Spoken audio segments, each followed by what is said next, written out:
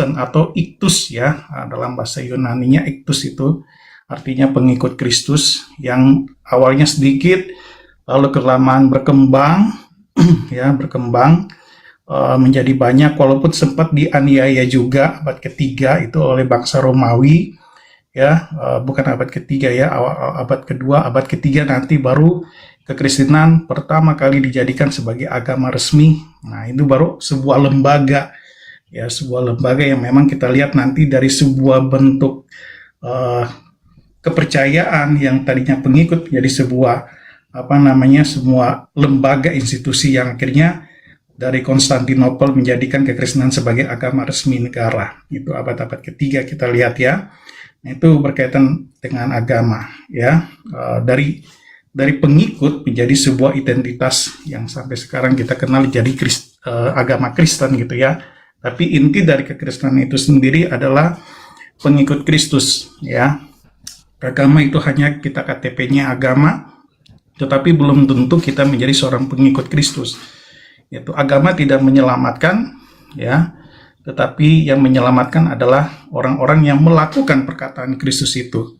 Jadi orang Kristen pun belum tentu selamat, tetapi orang yang melakukan ya, Matius 7 ya ayat 20 ya 21, bukan orang yang berseru-seru, bukan orang yang mengadakan mujizat ya kan, perkataan Kristus itu di dalam Matius 7, tetapi orang yang melakukan perkataan Kristus, stereo itu ya, melakukan perkataan Kristus itu. Jadi yang sangat ditekankan oleh kekristenan atau Kristus sendiri itu adalah ajaran, mempraktikkan ajaran Kristus itu. Ya, bukan agama itu yang menyelamatkan, tidak. Ya, di dalam kekristenan itu tidak diajarkan seperti itu. Makanya memang penekanan kepada kekristenan itu ya kasih. Kasih yang seperti apa? Kasih yang diajarkan oleh Kristus. Karena itu merupakan ajaran inti dari kekristenan. Lalu itu yang pertama berkaitan dengan iblis. Nah, ini menarik memangnya. Kalau kita belajar dari kejatuhan iblis, ya sebelum manusia jatuh di dalam dosa, ya kan sebelum manusia jatuh ke dalam dosa, itu iblis sudah memang jatuh ke dalam dosa. Ya, kalau kita baca di dalam kejadian pertama itu ya, memang sudah dijelaskan ya, bahwa sampai di kejadian ketiga, ya kejadian ketiga itu peristiwa tentang kejatuhan manusia dalam dosa itu, sebelum manusia jatuh dalam dosa, iblis sudah jatuh di dalam dosa. Ya, karena iblis kenapa jatuh di dalam dosa? Ya, memang di dalam ajaran Kristen, ya Lucifer yang tadinya malaikat, pemimpin pujian yang ingin sama, ya seperti Allah, akhirnya Allah mengusir Lucifer itu ke dunia. Jadi sebenarnya di dunia ini sudah ada ya Lucifer ya, atau Lucifer jatuh kan bukan hanya dia sendiri ya, tetapi dia membawa beberapa bala tentara malaikat yang juga akhirnya mengikutinya gitu ya. Jadi iblis sendiri pun ya sudah ada di dunia ini ya, dia memiliki kuasa. Bahkan kalau kita lihat di dalam perjanjian baru sendiri pun Tuhan Yesus ya ketika dia berpuasa 40 hari dia dicobai oleh iblis. Ya, itu mungkin Bang Zuma juga sudah membaca teks tersebut ya, bagaimana Tuhan Yesus sendiri yang adalah Tuhan ya, yang menjadi manusia dicobai kemanusiaannya itu. Ya, apakah dia benar-benar memang seorang manusia? Ya, karena memang di dalam kekristenan itu kan mempercayai bahwa Yesus itu 100% ilahi, 100% juga manusia. Itu ya. Nah, kemanusiaan itu teruji ketika dia selain nanti dia menahan lapar, haus dan lain sebagainya, itu diuji oleh iblis dan akhirnya secara manusia dia dapat mengalahkan godaan dari iblis. Itu artinya di sini dari peristiwa itu kita melihat bahwa iblis pun sendiri mempunyai kuasa gitu. Ya, mempunyai kuasa. Ya, dia juga ada, kita meyakini ada di dunia ini bahkan sebelum manusia ya jatuh di dalam dosa, dan akhirnya juga pun manusia berada ya di tengah-tengah dunia bersama dengan iblis itu. Tetapi memang dalam kekristenan ya, ketika manusia terikat dengan dosa, manusia tadinya dikuasai oleh iblis ya, yang memang di dalam keberdosaan itu ya, memang kalau kita belajar dari proses kejatuhan manusia ya memang secara kalau kita pahami free will ya, kebebasan manusia itu Allah ciptakan manusia itu bebas memilih kehendaknya. Itu dia mau mengikut Tuhan atau dia memilih dengan pilihan lain. Ya, jadi kita lihat kalau dalam Kejadian 3 itu ya memang manusia memakai pilihan bebasnya itu untuk tergoda ya, untuk tergoda dengan perkataan iblis yang akhirnya membuat manusia itu jatuh di dalam dosa. Ini ya, jadi udah jelas memang yang pertama kita melihat pilihan manusia yang memang sudah awal mengikuti perkataan iblis itu. Ya, jadi nanti prosesnya itu ada dalam proses karya keselamatan Allah itu di dalam perjanjian baru kita melihat melalui ya Allah menjadi manusia ya. Karena memang untuk menyelamatkan ya memang kita meyakini manusia ini kan berasal dari surga ya. Allah menciptakan manusia itu sebagai teman, sebagai rekan sekerja Allah ya. Yang memang Allah ciptakan manusia itu unik, derajatnya lebih tinggi dibandingkan malaikat ya, dibandingkan malaikat jatuh di dalam dosa, Allah tidak menebus. Nah, itu di dalam kekristenan. Tetapi manusia jatuh di dalam dosa, Allah yang menebus. Karena kenapa? Allah sendiri yang menciptakan, Allah sendiri yang memberikan roh firman-Nya kepada manusia sehingga manusia itu akhirnya hidup. Nah, artinya manusia itu diciptakan itu dengan tangan Allah dan napas Allah yang bersifat ilahi. Itulah yang akhirnya membuat manusia itu berbeda dengan ciptaan yang lain ya, malaikat dan ciptaan-ciptaan yang kalau kita belajar di dalam perjanjian lama, kitab Kejadian pasal 1 ya, pada mulanya berisit bara Elohim wa et hashamayim, itu pada mulanya Allah menciptakan langit dan bumi itu kosong, lalu semua ciptaan itu ya melalui perkataan firman Tuhan berkata, jadilah terang, jadilah bumi, jadilah ini.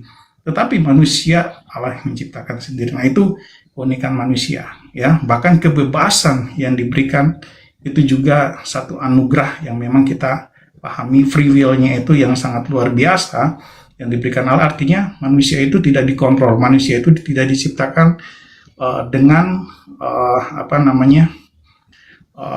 seperti yang ciptaan yang lainnya gitu ya. Artinya keunikannya. Dan akhirnya ketika manusia memilih jatuh, dia lebih memilih perkataan iblis gitu ya, karena rayuan iblis yang akhirnya ya kita di sini juga melihat bahwa memang di dunia ini ada peran iblis gitu ya. Tetapi kalau dikaitkan dengan apakah kekristenan bagian dari tangan iblis, saya rasa tidak, apalagi agama ya. Agama memang itu dibuat oleh manusia ya, bukan berkaitan dengan tangan iblis. Memang kalau kita lihat secara dalam, artinya ya kalau kita lihat sih sebenarnya bukan lebih ke peran iblis ya, tetapi kejatuhan manusia itulah yang membuat dia tidak lagi menjadi manusia yang seutuhnya. Jadi pikirannya terus berdosa gitu. Jadi iblis juga jangan selalu disalahkan gitu ya. Dikit-dikit iblis yang salah, padahal manusia sendiri yang berbuat dosa. Bahkan keberdosaan manusia sendiri itu sebenarnya lebih jahat daripada iblis. Manusia iblis mungkin hanya menggoda gitu ya, tetapi manusia justru lebih berbuat dosanya, bahkan dia bisa mencabut nyawa. Nah, ini kan sebenarnya luar biasa sebenarnya.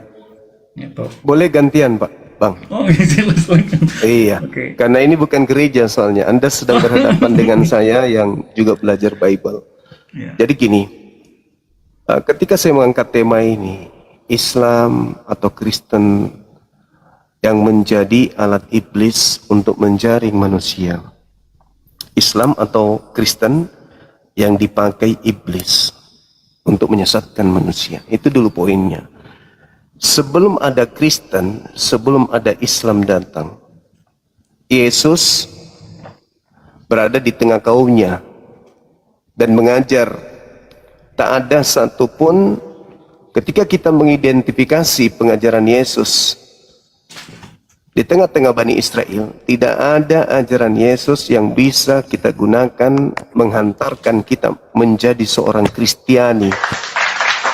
Ketika kita mentaati ajaran Yesus yang Yesus ajarkan kepada kaumnya Bani Israel, kita teori praktekkan dalam hidup kita, maka kita ibadahnya di sinagoge. Sunat, tidak makan babi, sujud dalam ibadah, ibadahnya hari Sabtu. Berkumpul dengan orang-orang Yahudi di dalam Mikdas, tempat ibadahnya mereka. Lalu Yesus mengajarkan kepada muridnya, Waspadalah kepada penyesat yang datang kepadamu memakai namaku dan berkata, akulah Mesias, akulah Kristus. Mereka akan menyesatkan banyak orang. Lepas dari Yesus menasihati muridnya Bani Israel, muncul Kristen memakai nama Yesus. Itu dulu. Nah, kalau di Islam, iblis ini menggunakan manusia kafir untuk membantu iblis mendurhakai Tuhan.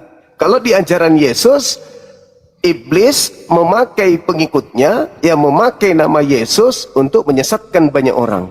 Kelompok di luar Yahudi yang memakai nama Yesus hanya Kristen. Hindu tidak, Buddha tidak, Islam tidak. Itu yang pertama. Yang kedua, kalau Anda membawa data di dalam Wahyu 12 nomor 9, di situ dikatakan iblis dilemparkan turun ke Eikomene.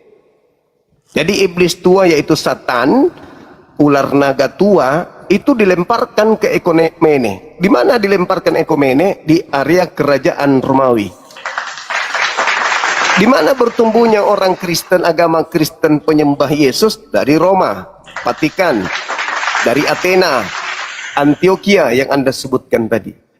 Jadi kalau orang Kristen hari ini datang ke Indonesia, memakai nama Yesus, membawa-bawa nama Yesus, kami curiga bahwa inilah kelompok-kelompok yang harus diwaspadai oleh Bani Israel yang memakai nama Yesus menyebar ke seluruh dunia. Itu yang kedua. Yang ketiga, yang saya temukan di dalam agama Kristen, Islam, dan juga Yahudi.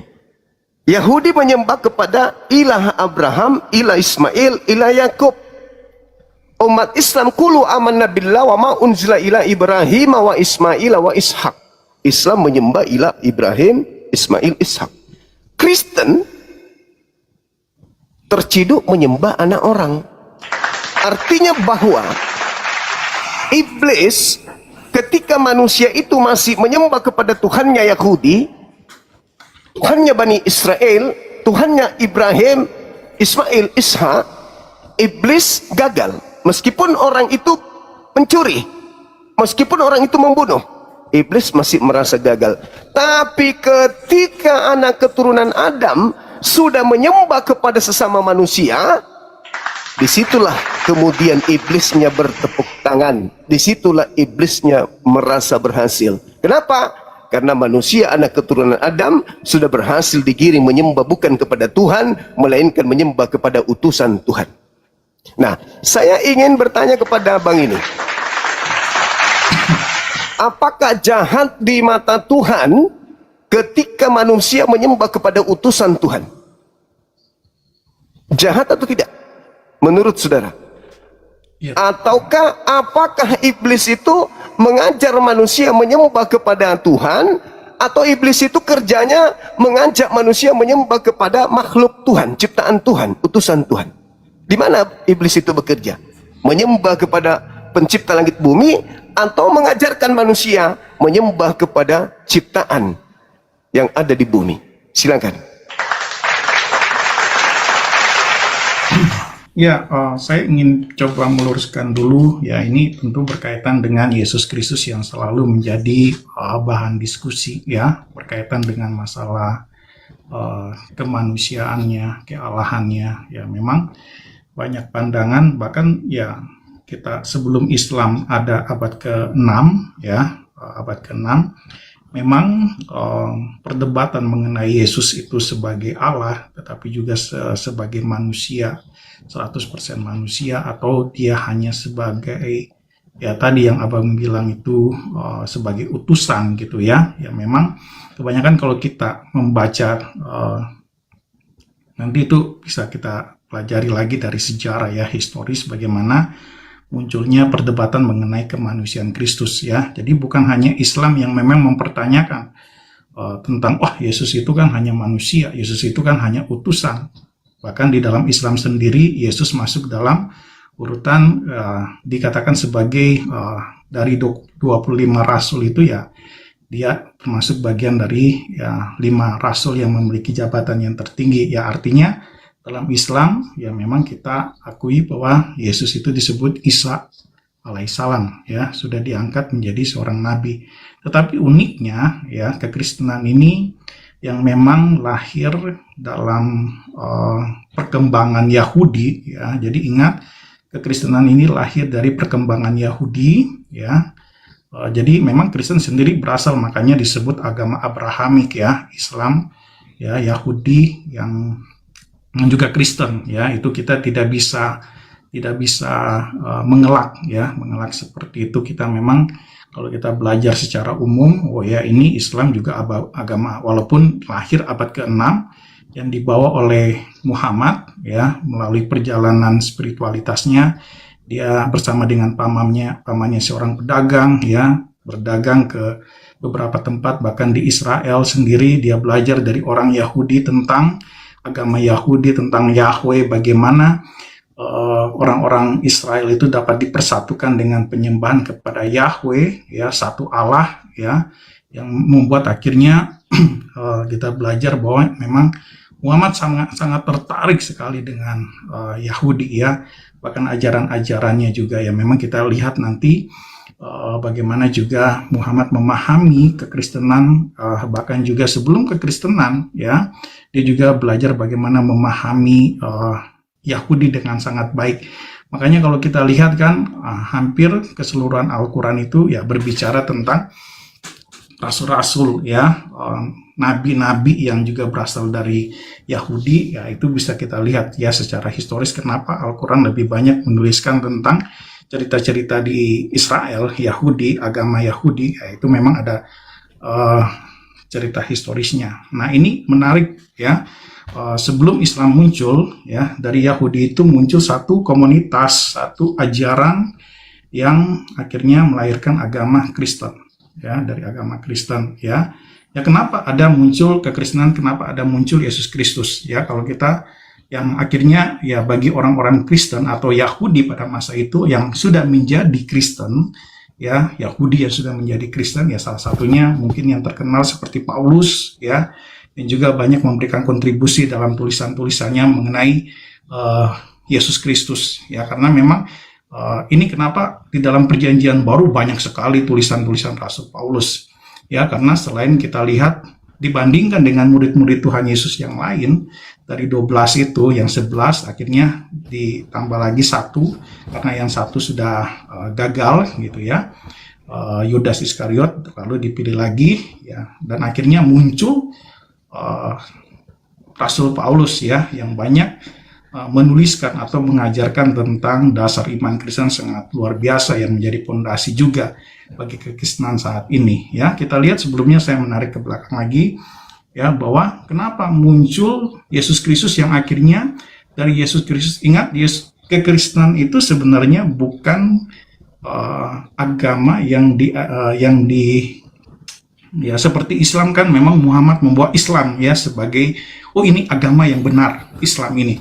Nah, sedangkan kekristenan ini, ya, Yesus Kristus sendiri bukan mengatakan kamu harus menjadi orang Kristen atau agama Kristen, gitu, ya. Karena kekristenan ini tadi saya bilang itu sebagai pengikut, ya. Sedangkan Yesus Kristus itu dalam perjalanannya kita melihat bahwa kenapa dia akhirnya menjadi seorang yang akhirnya disembah oleh para pengikut-pengikutnya, ya, para murid-muridnya itu, karena ini ada urutannya dengan ajaran dalam Perjanjian Lama, ya, dalam Perjanjian Lama, bahwa, ya, memang sudah dibuatkan, ya, sebelum-sebelumnya. Karena apa? Dasar atau yang sedang dinanti-nantikan oleh orang Yahudi saat itu adalah Mesias, ya, Mesias, ya, konsep Mesias ini, ya. Nah, memang bagi orang Yahudi konsep Mesias yang mereka pahami itu, ya, seperti Daud, ya, Daud, keturunan Daud nanti yang akan memerintah Israel, membebaskan mereka pada zaman itu dari tangan kekuasaan Romawi pada masa itu yang tertindas, ya, karena mereka ditindas oleh Romawi sehingga mereka menanti-nantikan Mesias. Nah, dalam kekristenan, ya, lahir pada saat itu di masa awal abad-abad pertama seorang tokoh, ya, seorang tokoh yang namanya Yesus Kristus, ya. Nah, Yesus Kristus itu melalui pengajarannya, ya, yang akhirnya selama kurang lebih 3,5 abad, ya, 3,5 abad, 3,5 tahun, ya dia melayani dan akhirnya dari pelayanannya itu ya puncaknya itu nanti kematiannya, ya kematiannya itu yang justru juga sangat sangat unik. Kenapa unik ya? Karena orang yang tak bersalah ya dijadikan bersalah dan akhirnya dihukum mati, ya. Kenapa dikatakan dia tidak bersalah? Memang tidak bersalah, ya. Hanya dikatakan bahwa dia ingin menjadi seorang raja gitu ya, bahwa dia dikatakan seorang Mesias. Nah, murid-murid ini mengajarkan, meyakini karena mereka hidup 3,5 tahun bersama dengan Yesus, mereka mengatakan bahwa ya dia memang Mesias. Ya, Mesias yang dijanjikan, tetapi seperti yang Tuhan Yesus pada masa-masa awal kematiannya, dia ingin mengubah konsep Mesias yang sebenarnya masih dipengaruhi oleh pemikiran Yahudi pada masa itu. Dia menganggap bahwa Yesus ini nanti akan menjadi seorang raja sama seperti Daud. Itu makanya kenapa akhirnya mereka mengharapkan Tuhan Yesus itu bangkit melawan orang-orang Farisi yang menghukumnya, ya, yang menghukumnya karena mereka mau melihat kekuasaan Tuhan Yesus, ya. Tetapi Tuhan Yesus mengubah cara pandang mereka bahwa Mesias yang mereka pahami, raja yang mereka pahami itu bukan seperti itu, ya, tetapi dia yang datang untuk menebus dosa-dosa manusia. Nah, konsep penebusan ini sebenarnya juga sudah dipelajari ya dari misalnya Perjanjian Lama yang menyatakan bahwa ya manusia itu berdosa. Untuk datang kepada Allah, ya mereka harus ada konsep penebusan, makanya ada korban di bait Allah itu. Nah, inilah sebenarnya inti dari kenapa Tuhan Yesus datang ke dunia ini. Itu, ya, kenapa dia harus mati, ya. Ya itu, ya, jadi urutannya seperti itu. Jadi jelas bahwa Yesus itu menjadi manusia, berasal dari sorga, ya, turun, ya kalau kita baca Filipi, dia yang adalah Allah rela meninggalkan kealahannya dan menjadi manusia, merendahkan dirinya serendah-rendahnya untuk apa? Untuk menebus dosa manusia. Nah, jadi konsep inilah yang dipahami oleh orang Kristen sekarang ini, bahwa Yesus Kristus itu adalah Allah yang menjadi manusia. Kan Yohanes 1, pada mulanya adalah firman. Firman itu bersama-sama dengan Allah dan firman itu adalah Allah. Nah, ini kan udah jelas, ya. Jadi jangan disalah kaprahkan bahwa oh Yesus itu hanya manusia, Yesus itu yang mengajarkan akhirnya menjadi sebuah, ya kenapa orang Kristen memuja-muja manusia. Nah, itu yang ingin saya luruskan dulu dalam pandangan Bang Zuma maupun orang-orang Islam yang mungkin salah di dalam memahami kenapa orang Kristen menyembah kepada Yesus gitu ya. Jadi, mohon izin, Bang. Oh ya. Jadi gini, kita kan diskusi nih, saya tidak sedang ingin mendengarkan paparan seperti pidato di gereja atau apapun. Kita lagi sedang berdiskusi di mana ada puluhan ribu manusia memandang di sini. Kita langsung to the point. Apakah pencipta langit dan bumi itu memandang jahat ketika dia mengutus utusannya, tetapi manusia justru menuhankan utusannya itu dengan konsep-konsep yang mereka buat-buat sendiri demi untuk sampai di situ. Oke, kita sampai di situ dulu Bang Juma biar enggak terlalu berkembang. Lah, Anda bicara panjang, saya bicara baru sebentar. Enggak, maksudnya gini. Biar saya enggak terlalu jauh gitu membahasnya ya. Karena oke, jadi apakah Tuhan pencipta langit dan bumi memandang sebuah kejahatan bila mana utusannya disembah, dituhankan, disetarakan dengan dirinya yang sang Tuhan pencipta langit dan bumi ini? Apakah itu sebuah kejahatan? Karena dalam Keluaran 20, jangan ada ilah lain di hadapanku. Oke, silakan. Nah, ya itu sebenarnya udah menjawab ya. Baik di dalam ya ini kan dalam konsep kalau Perjanjian Lama, oke, dikatakan konsepnya orang Yahudi. Nah, sama dasar dari kekristenan itu kan Perjanjian Lama dan Perjanjian Baru. Ya, ke-10 hukum atau Ten Command itu, ya, ke-10 hukum Musa itu, hukum yang pertama adalah jangan ada padamu Allah lain di hadapanku. Ya kan? Ya, artinya terus kalau misalnya disembah, bolehkah menjadikan utusannya itu ilah lain di hadapan Tuhan yang mengutusnya? Betul, saya jawab. Oke. Yang pasti tidak boleh. Tidak boleh ya, bagus. Berarti menyembah Yesus itu tidak boleh. Nah, di sini dulu permasalahannya. Di sini Bagi permainan orang iblisnya, Islam- di sini iblisnya main berarti. Kan Bagi Anda sudah orang menjawab, Islam, Anda bagi menjawab orang Islam, bahwa tidak boleh menyembah utusan. Nah, Betul. supaya utusan ini bisa disembah oleh manusia, maka iblis bekerja supaya Membuat menggoreng Yesus, supaya nanti Yesus ini diimani, dipercayai, diyakini sehakikat dengan Tuhan yang mengutusnya. Betul ya? Ya, saya menyangkal itu, Bang Zuma. Lah, Ya. lalu bagaimana ceritanya Yesus yang utusan ini, yang tadinya Anda mengatakan Tuhan melarang, itu adalah sebuah kejahatan, kok tiba-tiba masih ada lagi embel-embel yang Anda ingin ajarkan bahwa dia itu Tuhan atau apa dengan mengutip Yohanes 1:1 yang bukan firman Tuhan itu? Ya, saya mau katakan bahwa Silakan. ini perbedaan yang sangat mendasar ya antara mungkin pemikiran Bang Zuma dengan pemikiran saya sebagai orang Kristen. Yang pertama, Yesus itu bukan utusan, makanya memang boleh, kalau boleh dibilang, ya Tunggu Bang, tunggu Bang. Ini sudah nyata kali nih bagaimana iblis bekerja. Ketika saudara mengatakan Yesus itu bukan utusan, ini bukan manusia lagi yang berbicara ini, tapi ada makhluk asing yang mengajak lidah Anda itu, menuntun lidah Anda untuk berkata dusta di sini. Bagaimana mungkin Anda mengatakan Yesus itu bukan utusan? Yesus bersaksi dari dalam dirinya sendiri di dalam Yohanes 5:36, ada kesaksianku yang lebih penting dari kesaksian Yohanes Pembaptis, bahwa seluruh pekerjaan yang aku kerjakan, pekerjaan itu yang aku kerjakan sekarang, dan pekerjaan itu yang bersaksi bahwa Bapaklah yang telah mengutus aku. Bagaimana Anda bisa membatalkan kesaksian seorang utusan bernama Yesus dengan cuman karena euforia gereja saja, karena doktrin dogma saja untuk menggantikan kemuliaan Tuhan dengan utusan ini? Gimana itu Bang? Di mana Anda bisa kok? Oke, menarik. Silakan. Oke, menarik, Bang Zuma. Jadi intinya seperti ini, ya. Di dalam kekristenan, ya, bagi orang Kristen pada umumnya, ya, kita meyakini Yesus Kristus itu adalah Allah yang menjadi manusia. Karena kenapa? Kalau dia hanya utusan, dia hanya manusia biasa. Di situ cara iblisnya, di situ yang iblis pakai untuk Oke.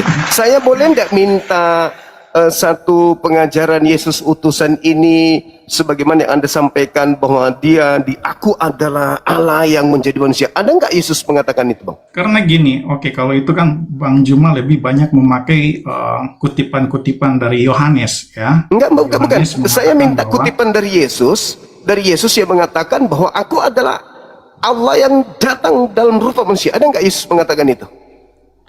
Begini, kalau kita membaca Injil Yohanes dengan jelas sekali, ya, kalau Tuhan Yesus menyatakan bahwa Dia itu Allah.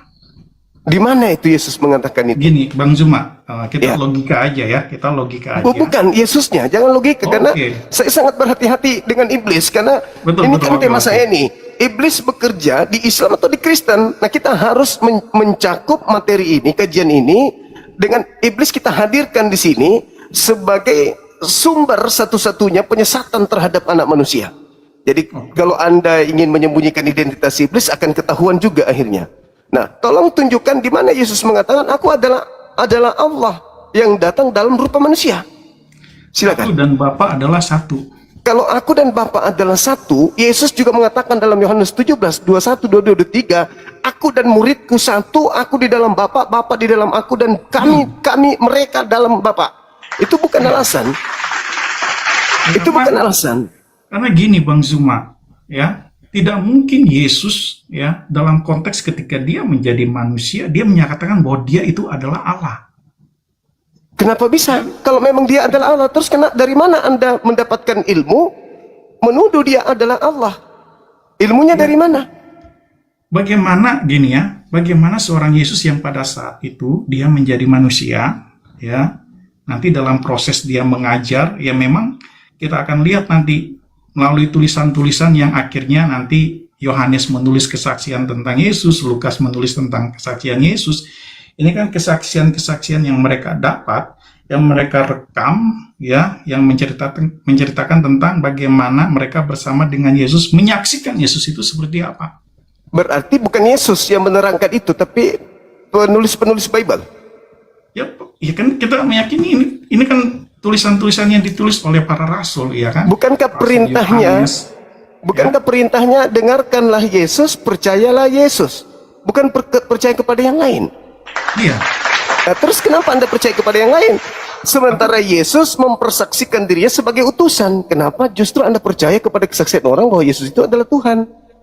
Yesus mempersaksikan dirinya utusan. Anda Begini, percaya Bang Zul. penulis atau percaya Yesus? Ya percaya Yesus. Ya. Nah, kalau percaya Yesus, Yesus mempersaksikan dirinya sebagai utusan atau sebagai Tuhan? Sebagai Tuhan. Di mana Yesus mengatakan itu?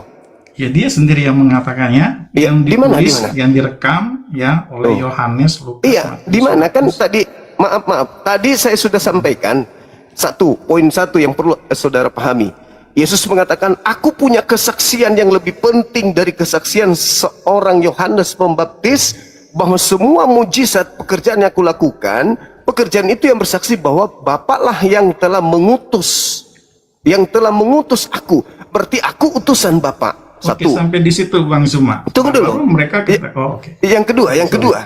Yang kedua, Yohanes 17:8, segala perkataan yang Tuhan berikan kepadaku, perkataan itu bersaksi bahwa Bapaklah yang mengutus aku. 2. Jadi pekerjaan Yesus adalah pekerjaan sebagai utusan, ucapan Yesus seluruhnya adalah ucapan pembuktian bahwa dia adalah utusan. Itu data. Jadi tidak ada Yesus mengatakan aku adalah Bapa itu sendiri. Silakan. Oke, Bang Zuma, terima kasih untuk penjelasannya ya. Ya kalau memang kita mengkaji lebih dalam, ya perkataan-perkataan Yesus itu yang menyatakan bahwa dia ini adalah utusan Bapa, dialah yang mengajarkan tentang ajaran Bapa. Lalu kan kalau teks selanjutnya itu dijelaskan, para murid bahkan orang-orang Farisi mau mempertanyakan siapa Bapa itu. Nah ini bukan hanya ditanyakan oleh Bang Zuma. Ketika Tuhan Yesus mengajar, lalu mereka katakan siapa Bapa itu? Perkenalkanlah Bapa itu kepada kami. Bukan siapa. Siapa Tunjukkan. kan Bapa itu? Kan Tunjukkanlah begini, Bapa itu. Dia minta ditunjukkan. tunjukkanlah Bapa itu. Terus apa kata Yesus? Nah, Sudah coba, sekian lama. Sudah sekian lama Betul. engkau bersama-sama Betul, dengan sekian aku. lama engkau bersama-sama Kenapa? dengan aku. Kenapa engkau minta Bapa itu ditunjukkan? Bukankah aku sudah mengatakan Bapa yang mengutus aku? Kau tidak bisa melihatnya Tidakkah suaranya engkau pun? lihat? Jangan dulu. Tidakkah engkau lihat? Tidak, bukan begitu. Yesus mengatakan bahwa Bapa yang mengutus aku, Yohanes 5 nomor 37, kau tidak pernah melihatnya dan suaranya pun tidak pernah kau dengarkan. Kan kata Yesus begitu. Lantas kenapa kau minta aku tunjukkan? Bukan kau tahu gitu kan? bahwa Bapa tidak bisa dilihat, tidak bisa didengar. Barang siapa yang melihat aku, dia sama dengan melihat Bapa. Nah, udah itu kan. Yang semua udah tahu itu. Nah, artinya bahwa Bapa itu tidak bisa kau lihat. Cukup kau lihat saya. Apa yang kau lihat dari saya? Pekerjaanku, itu pekerjaan Bapa. Ucapanku, itu ucapan Bapa. Tetapi bukan melihat fisik aku. Iya. Bukan melihat fisik. Itu sudah menjawab sebenarnya Bang Zuma. Nah, Apa yang Bang Zuma katakan? berarti fisik Yesus bukan Tuhan, bukan? Loh, kan dia itu pada saat itu menjadi manusia. Tidak mungkin pada saat itu dia menjadi Tuhan. Mana mungkin manusia bisa bertatapan langsung dengan Tuhan? Iya, justru karena itulah Yesus mengatakan, siapa yang melihat aku, dia sama melihat Bapa. Oke, sampai di situ itu sudah Oke, saya silakan. terima dengan 100%. Ya, Ya, silakan. Sudah saya sangkal itu Bang Zuma. Ya. Ya. Jangan sampai dipisahkan ya, karena memang di dalam kekristenan itu kita mempercayai bahwa Yesus itu ketika mungkin di Filipi ya, ketika di situ dijelaskan sekali bahwa ketika dia menjadi manusia, ketika dia meninggalkan sorga, dia merendahkan dirinya untuk menjadi manusia. Sampai Paulus di sini, kan? Nah, sampai di sini terlihat dalam kekristenan itu mempercayai ya, Paulus. Yesus itu manusia, tetapi juga 100%. Ini yang Yesus- tidak pernah Yesus ajarkan. Di sini iblisnya masuk nih. Yesus tidak pernah mengajarkan itu. Di mana Yesus mengajarkan aku sepenuhnya manusia dan aku sepenuhnya Tuhan. Di sinilah iblisnya bekerja sehingga Begini, Bang manusia Zuma. terperdaya dengan konsep ini. Betul, saya ingin meluruskan juga seperti ini Bang Zuma. Kalau Silakan. Yesus itu langsung mengajarkan dia Allah, langsung dia mengatakan dia Allah, itu udah selesai. Orang nggak mungkin lagi berdebat, ya. Ini kan Bagaimana? firman Tuhan. Kan Yesus Ini kan- berkata, Makanya- aku tidak Iya, berkata-kata dari diriku sendiri. Iya, Bagaimana mungkin justru- Yesus mau mengatakan justru dia? disitulah kita belajar untuk memahami firman Tuhan, ya. Kalau Apa kita, itu? Bible. Alkitab. Apa? Karena Enggak, ini- maksud saya gini, ketika Yesus berkata-kata, dia berkata-kata sebagai utusan Tuhan, unsur ketuhanannya di mana? ketika dia menjadi manusia 100%. Ya memang dia manusia. Betul. Terus Saya aspek kemuka. Tuhannya mana? Aspek ketuhanannya mana? Dia ya aspek ketuhanannya bisa dilihat sendiri. Pada Apa itu? mulanya ada firman itu bersama-sama dengan Allah. Nah, firman itu adalah Allah. Dia itu Yesus Kristus, itu yang pertama, ya. Tadi Bang Zuma katakan dia Bapa, Mama, itu ya dia sendiri. Kalau kamu sudah melihat aku, kamu sudah melihat Bapa. Itu sebenarnya gambaran. Jadi membunuh aku, membunuh Bapak gitu. Jadi begini ya Bang Zuma. Tunggu, ya. tunggu. Jadi, Membunuh aku berarti membunuh Bapak. Membunuh memang aku Yesus itu kan harus mati. berarti Bapak pernah mati. Ya, Allah itu harus mati untuk menggantikan manusia. Aduh. Jadi pencipta langit dan bumi ini pernah mati. Kenapa dia harus mati? Enggak, bukan itu. Jangan bawa saya gila ke situ. Yang saya tanya kepada abang ini, pencipta langit dan bumi ini pernah mati. Alam ini pernah kehilangan Tuhan. Bukan kehilangan ini. Tuhan loh Bang Zuma. Mati Tuhan, mati Tuhan, mati. Nah, Jadi, di sini ya, lah. memang Sudah terjawab tema saya, Bang. memahami Iblis- Allah itu Bang Zuma, Iblis kita berhasil menjerat Anda dengan tipu daya sampai Anda tega mengatakan Tuhan langit bumi itu pernah mati. karena kalau Tuhan nggak pernah mati, ya bagaimana manusia dapat diselamatkan? Kalau Tuhan tidak pernah mati, bagaimana manusia Iya. tidak diselamatkan? Kalau Yesus itu nggak pernah mati, bagaimana itu manusia diselamatkan? Konsep keselamatan memang Sekarang di sini- Kristen ini apa sudah diselamatkan dengan Tuhannya mati? loh, yang percaya kalau orang Diselamatkan. Kristen sendiri belum tentu, artinya gini. Yang percaya apa? Yang percaya Tuhan mati gitu, Bang? Agama itu tidak menyelamatkan. Ya, orang Enggak, Kristen sendiri belum tentu. bukan agama. Betul. Maksudnya Tuhan langit dan bumi itu mati untuk menyelamatkan. Tuhan tidak sanggup mengatakan dosamu telah kuampuni gitu. Itu betul sekali. Apa yang betul? Nah, makanya sulit untuk memahami iman Kristen kan Bang Zuma. Bukan sulit, Anda yang tidak bisa menjelaskan kepada kami. Makanya Bang Zuma Sekarang- sungguh sangat tidak bisa. Bagaimana kok Allah mau Bagaimana mati? saya menerima akal-akalan Anda gitu loh. Saya nggak bisa terjerat dengan tipu daya iblis. Apakah Tuhan langit dan bumi tidak bisa mengampuni tanpa dia bunuh diri? Apa itu? Ya, Bang Zuma sendiri yang menjelaskan. Bagaimana mungkin manusia kan ya memang logikanya bagaimana Allah yang pencipta langit dan bumi yang seperti Bang Zuma katakan yang penuh kuasa. Ya kenapa dengan kekuasaannya itu, ini kan kalau kita berpikir secara logika, ngapain dia harus mati? Ya ngapain harus Kan mati? dia Allah pencipta langit dan bumi. Iya ngapain harus Dengan mati? dia berkata, Kan Tuhan mengampuni toh. Tuhan itu maha pengampun nggak? iya mau pengampun. Kenapa, Terus kenapa dia nggak harus bunuh mengampuni diri? aja? Kenapa Dia enggak? harus bunuh diri. Iya kenapa? Ya, Karena coba. karena apa? Nah, itulah uniknya iman Kristen. Itulah iblis menyesatkan, bukan unik. Ya Nah, Allah, memang- itulah iblis bekerja. Bagaimana Anda merasa lega dengan dosa-dosa Anda, ditebus dengan Tuhan Anda mati.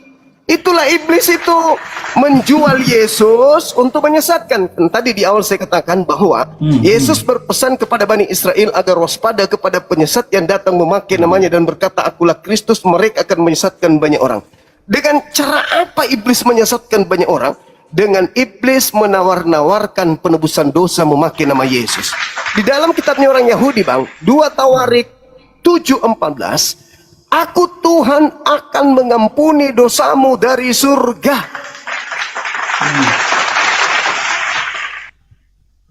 Aku Tuhan akan mengampuni dosamu dari surga. Yeremia 31:34, jangan lagi kalian mengajar antara satu dengan yang lain tentang Tuhan, sebab baik besar kalian akan mengenal aku, dan aku akan menghapuskan seluruh dosa-dosamu. Aku hapuskan, aku hilangkan semua dosa-dosamu. Terus kenapa tiba-tiba Tuhan yang turun ke bumi jadi bunuh diri? Itulah unik kekristenan, Bang Zuma. Nah, bukan Tidak semudah uniknya. itu ya kita memahami tentang konsep keselamatan. Nah, disitulah kerja tidak semudah iblis. itu ya kita memahami tentang kenapa Allah menjadi manusia, kenapa Allah harus mati, mengampuni dengan caranya yang unik itu. Oke. Yang ya kalau Bang Zuma katakan sebagai Oke. manusia, Oke. ya memang kalau kita berpikir Oke. sebagai manusia, itulah yang dipikirkan oleh Bang Zuma. Itu sangat sederhana, Bang. Orang Yahudi untuk nebus dosa yang dikorbankan Mereka apa? harus korbankan, Korbankan apa? korbankan binatang. Binatang itu Tuhan nggak? Ya bukan. Lah, itu binatang yang menebus Itu dosa kan mereka. sebenarnya itu artinya apa, Bang Zuma? Gambaran lagi. Ya, boleh. Pandai-pandaian orang Kristen. Sekarang permasalahannya itu bukan gambaran. Orang Yahudi dosanya Bagi Bang ditebus. Zuma, Tunggu. Bang Zuma itu bukan gambaran, tetapi Orang bagi Yahudi, kami, iya kan ada yang dijerat iblis di sini. Bagi orang Yahudi untuk nebus dosa pakai binatang kan? betul, Apakah mereka menyembah binatang tersebut? tidak. Nah, apa bedanya dengan Yesus? Tapi Bang Zuma, coba dijelaskan kenapa mereka harus menyembelih binatang. Itu perintah Tuhan. Imamat Ya, 1 iya. nomor 2. Katakanlah kepada mereka, kepada orang Yahudi, bahwa bila mana mereka hendak mempersembahkan kurban penebus dosa, hendaklah mereka mempersembahkan hewan ternak, domba, kambing, sapi, lembu. Perintahnya, katakanlah kepada orang Kristen, apabila mereka hendak menebus dosa, hendaklah mereka mempersembahkan manusia di atas salib. Ada nggak perintahnya itu? Enggak ada. Nggak ada. Oh, Nggak ada perintahnya. Lalu dari mana? Dari mana konsepnya? Dari mana konsepnya Kristen mendapatkan ilmu bahwa Yesus adalah korban sebagai tumbal penebus dosa bagi dosa-dosa orang Kristen? Itu perintah siapa? enggak ada itu perintah seperti itu modelnya, Bang Zuma. Nah, tapi Yahudi ada. Di Kristen nggak ada. Ya udah selesai. Jadi gambaran perjanjian lama, Nah, itu lagi. korban itu tentang penghapusan dosa, ya memang di sini kita sudah memiliki perbedaan. Iya, Anda menggunakan kitabnya agama lain untuk Bukan melancar. agama sih, cara berpikir tentang konsep teologi, tentang doktrin, Bukan. ya, tentang Agama iman. di sini adalah bagaimana orang Yahudi itu tidak kacau, mereka harus menjalankan segala perintah-perintah Tuhan yang datang kepada Nabi Musa. Betul? Nah, itulah agama. Nah, sekarang orang Kristen ini kelompok asing di luar daripada agama Yahudi. Kelompok Betul. asing. Betul. Nah, kelompok asing ini tidak bisa berdiri sendiri, maka dia mengambil kutipan-kutipan dari terjemahan kitabnya Yahudi untuk melancarkan aksi dosa ditebus dengan darah manusia. Jadi begini Bang Zuma, di situ dapat saya luruskan dulu bahwa orang Kristen ini dikatakan asing, tidak juga. Yesus Kenapa itu tidak? ketika dia menjadi manusia itu, dia menjadi manusia di mana? Oke, ketika Yesus menjadi manusia, apakah dia mengajarkan Yudaisme atau mengajarkan kekristenan? Dia mengajarkan nilai kekristenan, dia tidak Di mana? mengajarkan Yudaisme. Di mana Yesus mengajarkan nilai kekristenan? Nah, Ketika dia nilai-nilai mengajarkan, Kristen itulah yang diimani oleh orang Kristen. salah Anda. Yang diimani oleh orang Kristen ini adalah buah-buah dari pengajaran Paulus mengatasnamakan Yesus. Contoh, Dasar dari contoh. ajaran Paulus apa, Bang Zuma? Ajaran Kristus yang datang kepadanya di Betul. Pulau Patmos. Nah, Ya udah, selesai. sekarang Yesus ketika mengajarkan 3,5 tahun, ada nggak dia mengatakan bahwasanya akulah Alfa dan Omega, kepada aku telah diberi kuasa langit dan bumi, pergilah ke seluruh dunia, jadikan seluruh bangsa menjadi murid. Ada nggak Yesus mengajarkan itu? Ya, Matius 28 jelas sekali. Pergilah, jadikanlah segala bangsa muridku. Oke, Segala baik. telah diberikan segala Oke, kuasa di baik. surga dan di bumi. Ketika seluruh murid diperintahkan untuk menjadikan seluruh bangsa menjadi murid, murid-murid Yesus menjadi Kristen atau menjadi Yahudi? Rumah ibadahnya di sinagoga atau di gereja? Ibadahnya Sabtu atau Minggu? Makan babi atau tidak makan babi? Sunat atau tidak sunat? Murid-murid Yesus. Jawab. Ya, murid-murid Yesus itu kan ketika mereka awalnya kan, jadi sebelum ada gereja, ya, karena mereka awalnya bukan. bukan agama. Ini itu kalau Bang Zuma ngomong yang tadi itu sudah ketika menjadi sebuah lembaga agama, ada gereja, harus ada Murid-murid tempat Yesus ibadah. diajarkan untuk mengajak orang ke sinagoge atau ke gereja. Tuhan Murid-murid Yesus Yesus sudah mengatakan kamu harus ke gereja. di mana Yesus mengajarkan itu? Nah, ini. Tuhan Yesus juga mengajarkan bahwa tidak perlu kamu ke sinagoge. Di mana Yesus Secara- mengajarkan itu? Secara Yahudi, dia mengikuti tradisi Yahudi. Dia pergi ibadah di sinagoge. Nah, di mana Karena dia Yesus memang lahir di mengajarkan? tengah-tengah komunitas Yahudi. Nah, di mana Yesus mengajarkan ke gereja? Ya, ke gereja itu kan, jadi jangan, konteksnya sudah berbeda, Bang Zuma. Nah, Yesus jangan berbicara konteks. Yesus di mana mengajarkan ke gereja hari Minggu? Katakan gereja itu apa, Bang Zuma? Arti dari Jangan. gereja. Gereja itu sebuah gedung tempat penyembahan Yesus, tempat berkumpulnya pemakan babi tidak bersunat, ibadah Minggu. Sedangkan mikdas atau sinagoge, tempatnya Yesus beribadah, mensucikan Tuhan langit dan bumi, mendudukkan perkara-perkara hukum Taurat sebagai landasan pijakan keagamaan. Mereka ibadah hari Sabtu, dilarang masuk orang yang tidak bersunat di dalam gedung tersebut, dan mereka kemudian tidak ada yang makan babi. Nah, murid-murid ketika disuruh ke seluruh dunia, bukan disuruh mendirikan Kristen, tapi disuruh kemudian memakmurkan agama Yudaism, karena Yesus mengajarkan bagaimana agama Yudaism itu. Lihat di dalam Matius 23 nomor 1, Yesus mengatakan, ahli Taurat, orang-orang Farisi telah menduduki kursi Musa. Dengarkanlah semua perkataan-perkataan mereka, tapi jangan kau mengikuti perbuatan mereka, sebab mereka hanya berkata namun tidak mempraktikkan hukum Tuhan. Betul. Artinya, Yesus Artinya mengajarkan murid-muridnya menjalankan seluruh perintah yang datang pada Nabi Musa. Betul? Ya sudah. Orang-orang kalau menjalankan, mempraktikkan seluruh ajaran Nabi Musa, itu di sinagoge atau di gereja? Ya, saya mau bertanya Tunggu, dulu. Bang. Arti gereja dengan sinagoge itu apa itu sebenarnya? Ketika Jangan kita Yesus terjebak kepada tempat. Ketika Yesus mengajarkan kemudian ajaran Nabi Musa dan dipraktikkan murid-muridnya, maka murid-muridnya akan berkumpul dengan orang-orang yang tidak bersunat dalam rumah ibadah atau berkumpul dengan orang-orang yang bersunat semua dalam rumah ibadah. Boleh nggak orang yang tidak bersunat masuk ke rumah ibadahnya orang Yahudi?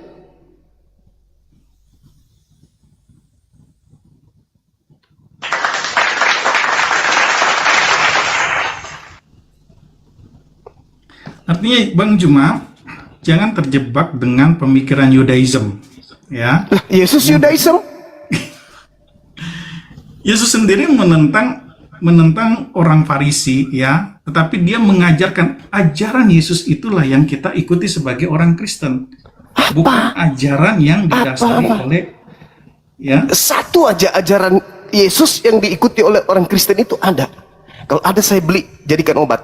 Apa itu, Bang? Loh, ajaran yang tertulis di dalam Injil, ya, di dalam apa? semua yang diajarkan. Intinya gini, Apa itu? dasar dari perjanjian lama itu, ya memang kita tidak menempik, ya proses ini kan ada perjanjian lama, ada juga perjanjian baru. Apa itu perjanjian lama kita harus pahami dengan baik.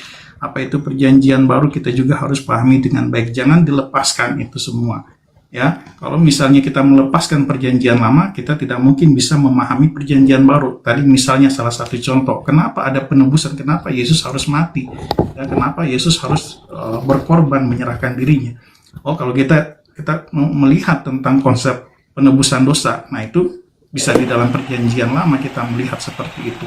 Ya, ternyata memang ya ada itu kan satu benang merah yang memang tidak bisa terlepaskan gitu ya di dalam kekristenan, baik Yudaism maupun orang Kristen sendiri, karena memang para murid pun sendiri memang latar belakangnya adalah Yahudi, sama seperti Tuhan Yesus yang adalah Yahudi. Ketika Tuhan menjadi manusia, dia menjadi manusia sama seperti kita. Dia masuk dalam satu komunitas, ya, dia masuk ke dalam satu bangsa, ya, yaitu bangsa Yahudi, gitu ya. Jadi memang Tuhan memilih bangsa Yahudi, Tuhan sudah berkarya di tengah-tengah komunitas bangsa Israel. Dari situlah Tuhan memang nanti ya sampai puncaknya ya ketika dia menjadi manusia untuk menyelamatkan manusia. Ya, seperti itu. Ya, jadi bangsa Yahudi itu dipilih oleh Tuhan, ya. Tuhan berfirman kepada kepada bangsa Yahudi, ya. Makanya melalui nabi-nabi itu sudah jelas sekali, ya. Dari Perjanjian Lama kita melihat, ya, bagaimana para nabi bernubuat tentang Allah, bagaimana para nabi juga menyaksikan tentang firman yang Allah berikan kepada mereka, yang mereka perlu ajarkan kepada umat Yahudi pada masa itu, orang Israel pada masa itu. Dan puncaknya dari karya keselamatan Allah itu, ya, sampai di dalam konteks ketika dia sendiri menjadi kurban yang sempurna itu, ya, menjadi kurban yang sempurna. Artinya bangsa Israel memang, ya, tidak perlu lagi nanti akhirnya kalau ketika orang Yuda menjadi percaya, tidak perlu lagi. Makanya di dalam kekristenan itu tidak ada lagi korban-korban yang lain, karena Kristus sendiri yang sudah mati di kayu salib menjadi korban yang sempurna, sehingga, ya, dengan korban yang sempurna itulah kita, bagi orang yang percaya itu diselamatkan, ya, karena kita yang percaya, ya, karena kita yang percaya, ya, konsep keselamatannya Yesus itu, ya, telah mati. Namun bukan hanya mati, dia bangkit pada hari yang ketiga. Karena kenapa? Dia itu Allah. Ya, dia mati sebagai manusia dan akhirnya kembali, ya, ke surga. Ya, ya, kembali lagi ke surga karena dia memang berasal dari surga. Itu. Oke. Ya, jadi konsep seperti itulah yang memang dipahami oleh orang Kristen. Ini yang Anda jelaskan ini adalah fitnah terhadap Yesus. Saya minta dalil dari kitabnya Yahudi bahwa nebus dosa manusia itu menggunakan darah manusia itu di mana tertulis? Kalau nebus dosa pakai darah hewan kan jelas, Imamat 1 nomor 2. Menebus dosa pakai darah manusia itu di mana tertulis? Dalilnya, ya, karena memang konsepnya Yohanes sendiri kan, Yohanes 3 ayat 16, ya, karena begitu besar kasih Allah kan. Bukan. Kalau itu saya paham. Kita harus percaya Yesus. Yes. Yang saya pertanyakan ini adalah konsep Kristen yang bertumbuh di tubuh Kristen itu sendiri tanpa ada kemudian suplai data dari kitabnya orang Yahudi. Di mana Tuhannya Yahudi meminta penebusan dosa dengan menggunakan darah manusia. Ya, memang di dalam Yahudi sendiri pun memang tidak ada, ya, karena dimintakan. Ya, tidak ada. Ini tadi sebenarnya Bang Juma udah menjawab sendiri, ya. Bang Juma kan tadi udah menjawab sendiri, adalah gambaran. Iya, gambaran. Ya, itu membuat bahwa menurut Kristen itu gambaran. Betul. Kenapa Kristen mengatakan itu gambaran? Loh, itu Karena iman Kristen kami. Ya, nah sekarang permasalahannya adalah di mana Tuhannya Yahudi minta penebusan dosa dengan darah manusia? Loh, memang tidak ada. Ya sudah, tidak ada berarti. Lalu Ya, tidak siapa ada itu? Lalu siapa yang mengantarkan Yesus sampai mati di atas salib, Tuhan atau iblis? Yang tadi Bang Zuma katakan, itulah gambaran. Nah, gambaran kan Tuhan semua harus orang mati. itu kan cocokologi. Sekarang permasalahannya adalah Bukan cocokologi, Bang Zuma. kalau Ya, bukan cocokologi berarti ada legalitas dari Tuhan. Kalau Tuhan sudah mengatakan itu selesai, kita tidak ada perdebatan, tidak ada Islam, tidak ada, ya. Nanti orang Yahudi semua itu akhirnya percaya menjadi orang Kristen. Kan ada perintahnya, Islam, jangan kau semua. membunuh. Karena udah jelas seperti itu. Jangan kau membunuh orang yang tidak bersalah. Jangan kau membunuh orang yang benar. Itu ajaran yang boleh nggak membunuh Yesus? Dipahami, ya. Karena firman itu kan berasal dari firman Tuhan. Bagaimana kita memahami firman yang tertulis ini, ya? Ya, kalau kita tidak bisa memahami Yesus itu yang, ya, itulah uniknya doktrin atau iman ajaran Kristen. Ya udah, itu Kalau Kristen doang. Bagi orang lain itu tidak bisa dipahami dengan akal pikiran. Bukan nggak bisa Tuhan. Bukan Tuhan bisa itu nggak dipahami. bisa mudah gitu. Firman apa Tuhan yang itu Anda maksud firman Tuhan ini? Ya, firman Tuhan itu tidak bisa kita pahami. Yang mana yang Anda maksud ini kan firman yang surah-surah tertulis. Paulus, bukan? Bukan. Saya minta firman Tuhannya dari tadi. Di mana firman Tuhannya orang Yahudi bahwa manusia Yesus itu dipakai Tuhan untuk nebus dosa manusia, itu firman Tuhannya di mana? Tadi yang seperti Bang Zuma katakan, itulah gambaran. Ya Allah ya Karim. Tuhan mengatakan dalam Keluaran 23 nomor 7 nomor 8, jangan kau membunuh orang yang tidak bersalah, jangan kau membunuh orang yang benar. Boleh nggak membunuh Yesus menurut Tuhan?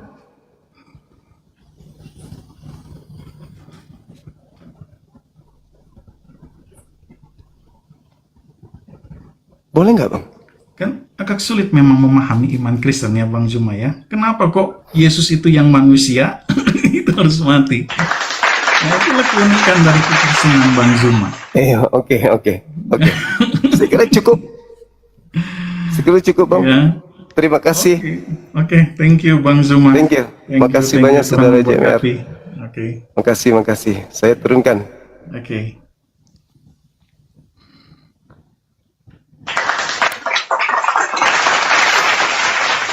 Sahabat Kikocat, barakallahu fik. Inilah teman-teman. Inilah sulitnya kan. Harus kalian itu berterima kasih kepada Bang Zuma. Coba. Kita diskusi ilmiah. Iya toh? Anda punya nilai akademik, saya juga punya nilai akademik. Anda bawa materi, saya juga bisa sebagai pemateri. Sumber kita satu. Anda mau menambahkan Al-Quran boleh, tapi awas kepepet nanti. Bible tak akan pernah bisa menghantarkan orang Kristen itu menjadi benar di hadapan Tuhan. Kenapa? Kalau saya tidak salah baca, teman-teman tadi mengatakan dia adalah pendeta. Seorang pendeta. Coba. Dasar-dasar yang sangat fundamental dalam agamanya saja kelabakan. Berarti mereka hanya euforia di depan jemaat doang.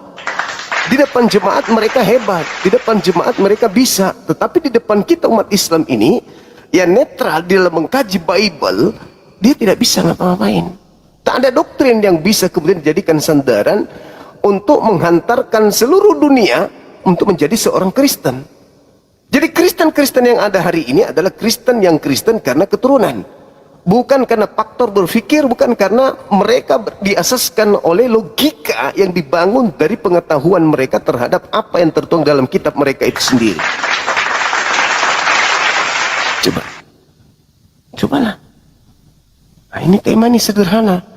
Islam pasang badan. Yuk buktikan kalau aku sebagai agama Islam ini yang dijadikan sebagai dasar pijakan mengatakan Islam itu salah, buktikan. Langsung masuk ke tema, to the point.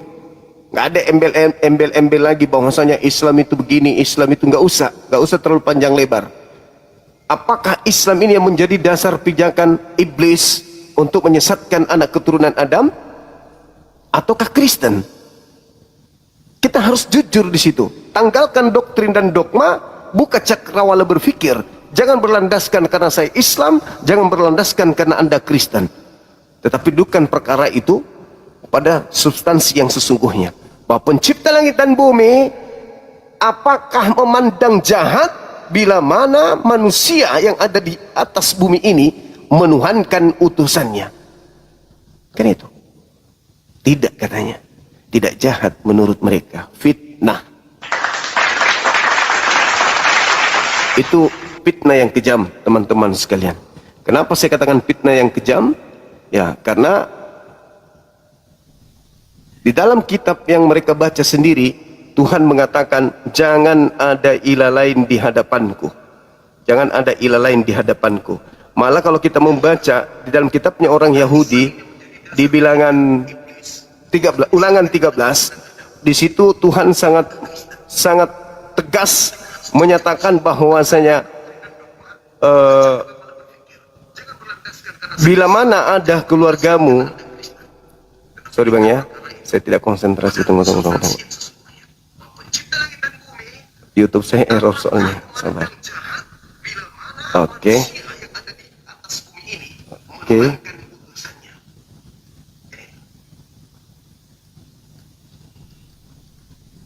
YouTube aman ya? Sip.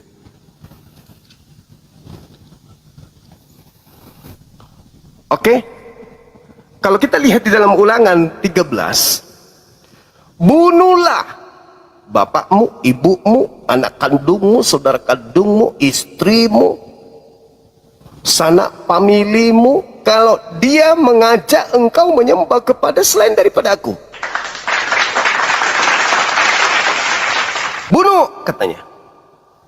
Kalau dia mengajarkan engkau menyembah kepada agnostos theos, ilah lain, bunuh. Itu dalil.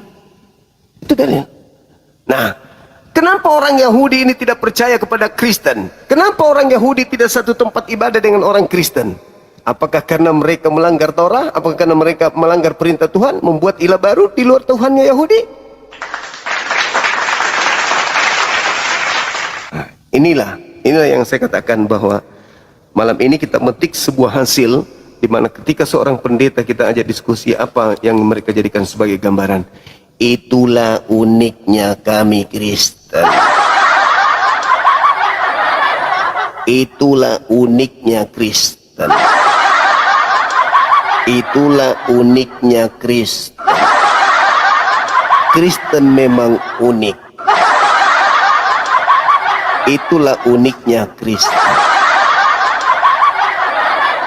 Sekali lagi saya katakan, aku cinta dengan orang-orang Kristen yang punya keilmuan, pemahaman, bisa menahan emosi, bisa kemudian berdiskusi, menguasai Bible dan seterusnya. Saya suka.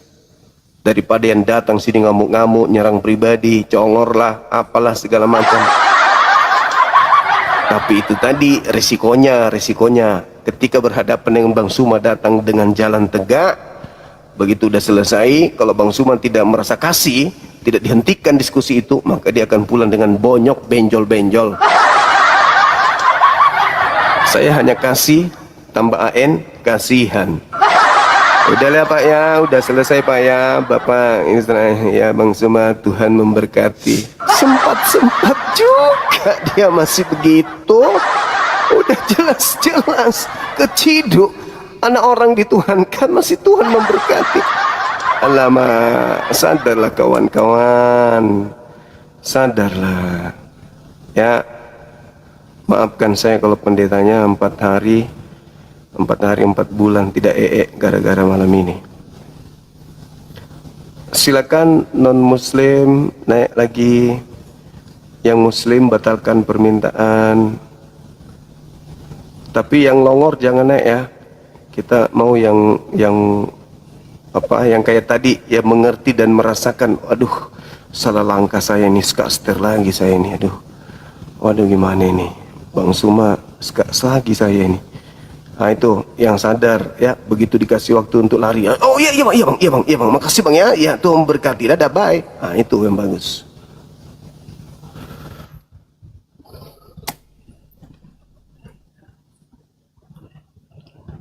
Yang penting unik. Halo, semangat malam.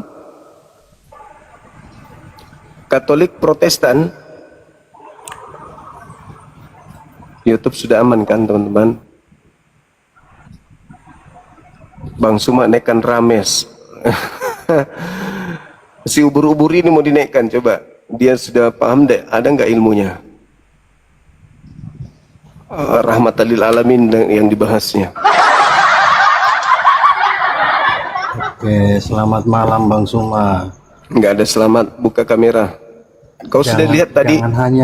Saudara sudah lihat tadi? Orang awam. Kamu sudah lihat tadi caranya orang berdiskusi? Udah lihat? Ya, jangan hanya berani diskusi dengan orang awam. Jadi kamu menganggap pendeta tadi itu awam? Sama saya. Enggak, Anda memandang pendeta tadi itu awam? Kalau dia memang pendeta, dia tahu perkataan saat Filipus meminta Yesus tunjukkan kepada Bapa. Bang Suma tadi mutar itu kalimatnya. Oke, baik. Kita bahas itu ya. Ya. Saya ingin menanggapi jawaban Anda. Kalau Anda itu tidak awam, harusnya kecolongan, kebolongan, kecongoran yang terjadi barusan dengan unik, itulah uniknya. Anda tambal, jangan malah Anda bikin materi baru. Kalau saya kan baru naik. Ya, saya mau tambal ini. Oke. Tolong Anda buka Bible sekarang. Yohanes, jangan bicara sendiri. Anda buka Yohanes 12, data 44 sampai 50. Silakan Anda baca. Yohanes berapa? 12. Biar tahu batis sekalian, ya. Saya harus off cam karena saya harus hidupin ininya. Banyak Yohanes penyakit. 12 berapa? 44 sampai 50. Banyak penyakitmu ini. Apa yang Anda mau tanyakan? Baca dulu, biar tak ajarin. Firman Yesus yang menghakimi. Itu Data 44, iya betul. 44. Tetapi Yesus Hmm, berseru kepadanya, ya, itu kan, iya. barang siapa percaya kepadaku, Mm-mm. ia bukan percaya Kepadaku. tetapi percaya kepada Dia yang telah mengutus aku. Ah, Dan barang siapa melihat aku, ia melihat Dia yang telah mengutus aku. ah. Itu. Terus Kalau baca sampai selesai sudah poin sampai yang Anda 50. tanyakan apa? Sampai 50 supaya Anda tahu. Kelamaan supaya Anda tahu bahwa melihat aku itu bagaimana maksudnya ketika ditanya, Filipus, sudah sekian lama engkau bersama dengan aku, tapi kau masih bertanya, tunjukkanlah Bapa itu kepada aku. Barang siapa yang melihat aku, dia sudah melihat Bapa. Jawabannya di mana? Yohanes 12 yang tadi yang Anda barusan baca. Artinya melihat Yesus dalam perspektif ajarannya, bukan tubuhnya. Yesus itu bukan Tuhan, dia utusan Tuhan. Maka iblis bekerja kepada orang-orang yang menyembah kepada bukan Tuhan. Oke? Saya tanggapi ya. Ya, Tadi silakan. Anda kan mengatakan Yes. bahwa dengan ayat yang Anda sampaikan, yaitu jangan menyembah ilah lain, Ya. ya kan? Nah, Ya. saudara, tolong tunjukkan kepada saya, baik itu dalam kitab saya ataupun kitab Anda, bahwa firman Tuhan itu adalah ilah lain. Karena dalam iman kekristenan itu meyakini bahwa Yesus adalah firman Tuhan yang menjadi manusia. Firman Tuhan jika menjadi manusia. Saya selesai dulu. Segala sesuatu itu berasal dari firman Tuhan. Tadi Anda, segala sesuatu jadinya dari firman Tuhan. Jika Yes. firman Tuhan itu adalah segala sesuatu, kenapa Anda tidak percaya kepada omongan orang lain selain utusan Tuhan? Kenapa Anda tidak percaya kepada suara binatang? Kenapa? Saya percaya itu binatang. Apakah Anda bisa percaya kepada suara binatang baru diakui? Saya percaya itu suara binatang, bukan suara manusia. Kok nggak demikian? Kenapa kau memaksakan firman itu menjadi Tuhan? Kau yang memaksakan, bukan aku. Kamu yang memaksakan bahwa firman itu Tuhan. Tuhan itu bukan Tuhan. Bagaimana caranya Anda bisa percaya kepada Tuhan tanpa harus percaya kepada firman Tuhan yang bukan Tuhan? Berarti menurut Anda firman itu Tuhan? Firman itu Tuhan. Oke, baik. Dengarkan saya. Nah. Yesaya 55:11. Itu Tuhan bukan? Bukan. Bukan. Bukan. Berarti Anda percaya kepada yang bukan Tuhan, begitu? Yang selama ini Anda lakukan, Anda tunduk patuh itu kepada yang bukan Tuhan. Apa? Saya tunduk kepada siapa? Anda tunduknya kepada siapa? Yang Anda lakukan tuh apa? Anda beribadah beribadah kepada Tuhan saya, kepada Tuhan saya. Loh, kepada Tuhan Anda dengan cara bagaimana Anda mengenal Tuhan Anda?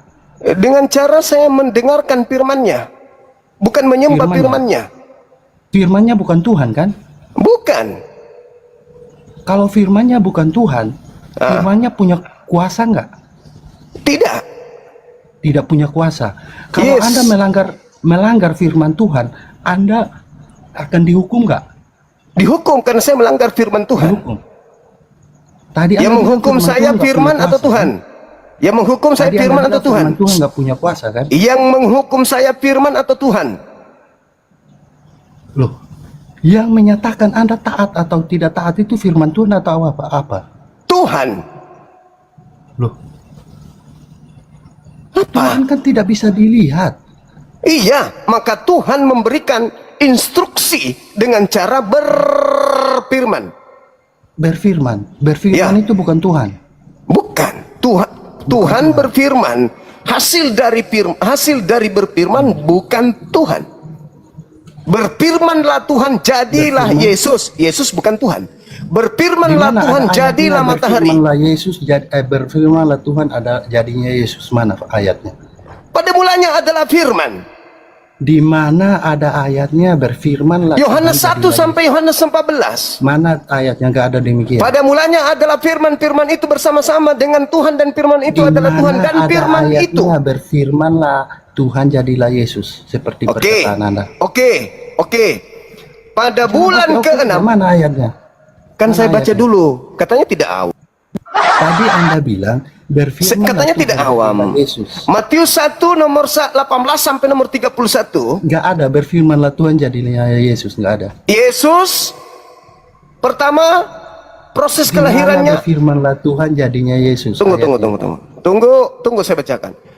Tuhan datang melalui Gabriel pada bulan ke-6 memberitakan kepada Maria bahwa Berfirmanlah Tuhan jadinya Yesus, mana? itu dikatakan bahwa yang maha tinggi menginginkan engkau hamil dan hendaklah engkau melahirkan seorang anak dan kau beri Saya nama dia tanya, Yesus. Berfirmanlah Tuhan jadinya Yesus. Jadilah Yang Yesus. disampaikan Mana oleh ayat? Gabriel, firman Tuhan atau bukan? Saya tanya, Anda tadi mengatakan Yang berfirmanlah disampaikan Tuhan oleh jadinya Gabriel firman Tuhan atau Mana bukan? Ah, bukan. Yesus. Anda kalau diskusi dengan orang awam mungkin Anda bisa mengutar. Kamu terlalu awam bagi saya. Kau di bawahnya awam. Saya ulang lagi pertanyaannya. Ketika kemudian malaikat berkata, pada hari ini telah lahir bagimu. Itu firman Tuhan atau bukan? Itu firman Tuhan, tapi tidak dikatakan bahwa berfirmanlah Tuhan jadilah Yesus, itu tidak ada. Oke, sekarang atas kehendak Berbeda siapa? dengan kalimat Atas Anda kehendak tadi. siapa Maria Anda hamil? akui dulu Atas bahwa kehendak kalimat siapa Anda Maria tadi hamil? salah. Atas sesuai. kehendak siapa Maria hamil?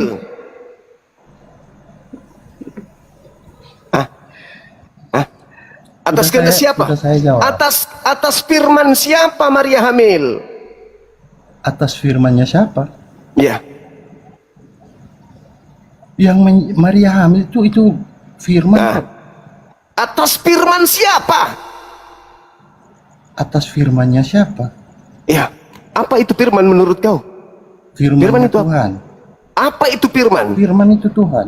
Apa itu firman? Firman itu Tuhan. Firman itu Tuhan. Berarti Ya. dengarkan, Yesaya 55:11. Segala firman yang keluar dari mulutku. Berarti segala Tuhan yang keluar dari mulutku. Gitu maksudnya. Hah? Begitu maksudnya. Begitu. Firman dikatakan Tuhan karena dia mempunyai kuasa. Iya, kutanya samamu. Karena Yesaya firman- 55. karena firman datang Yesaya kepada 55. seseorang. Iya, aku Seseorang ikuti bisa maumu. dikatakan Aku nabi. ikuti. Aku ikuti. Karena Aku firman ikuti. Itu punya kuasa, bisa menyatakan Aku seseorang itu ikuti percaya atau tidak. maumu, Cumi. Aku ikuti. Kau katakan firman itu Tuhan kan? Yesaya 55 nomor 11.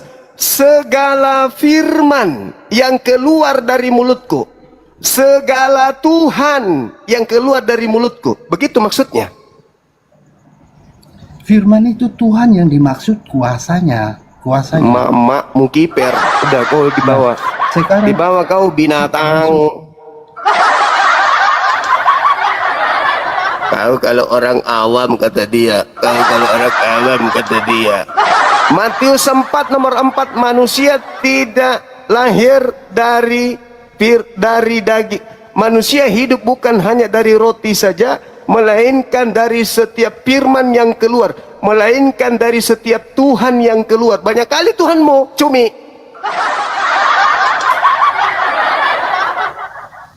Udah bodoh sombong lagi kau.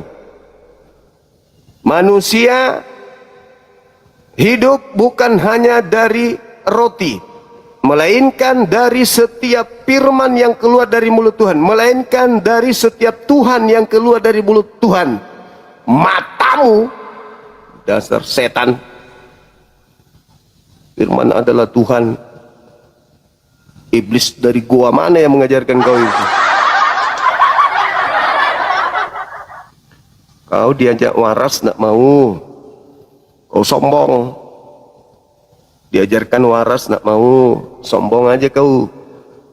Pendetamu naik ke sini udah menangis darah, kau bilang pula awam.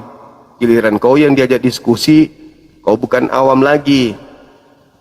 Tapi saringan tahu. aku bilang Anda bisa dengan ilmu, bukan dengan kebodohan kayak itu, memalukan sekali kau itu. Halo, semangat malam. Semangat malam. Halo. Ini profilnya telanjang dada, kenapa enggak sekalian laki-laki kok begitu profilnya?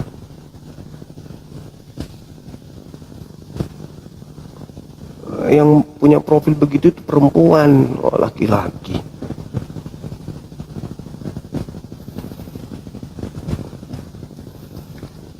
Udah gitu minta dikomal-komal begini.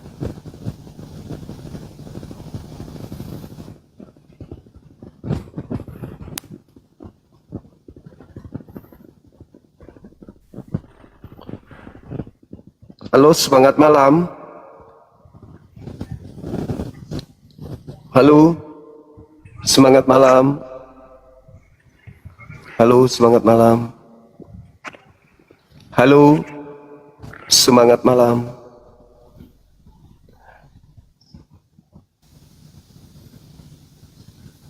Ini banyak kali yang minta permintaan teman-teman. Jadinya aku bingung mana yang harus aku naikkan nih. Mungkin salah tekan kali teman-teman. Coba diperiksa dulu ininya. Diperiksa. Mati kita.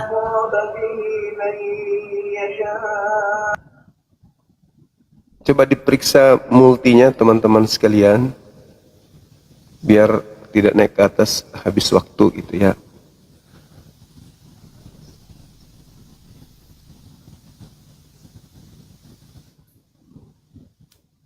Halo, semangat malam. Halo. Halo. Iya, halo. Katolik Protestan. Protestan Bang Juma. Silakan buka kamera. Oke. Iya, silakan. Oh, boleh pakai masker ya Bang Juma. Sorry. Boleh. Silakan.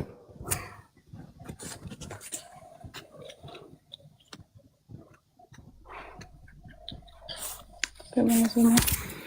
Ya, salam kenal Ya, Mbak Bang Juma. Thank you. Jasmine. Oh, suara apa itu?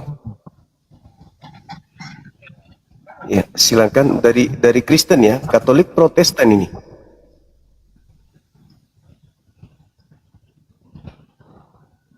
Saudara Jasmine, suaranya kok hilang ya?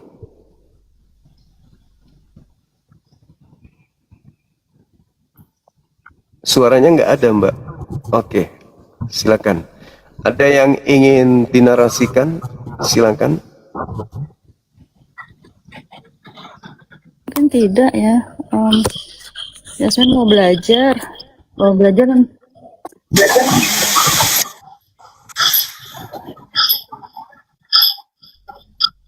Iya, gimana?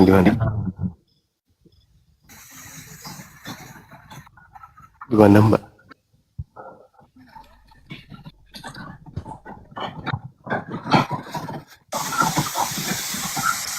Itu suara apa ya? Kresek gitu ya?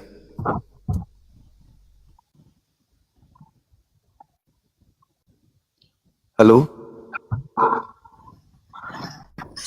Jelas belum Bang Juma? Iya, udah jelas. Iya.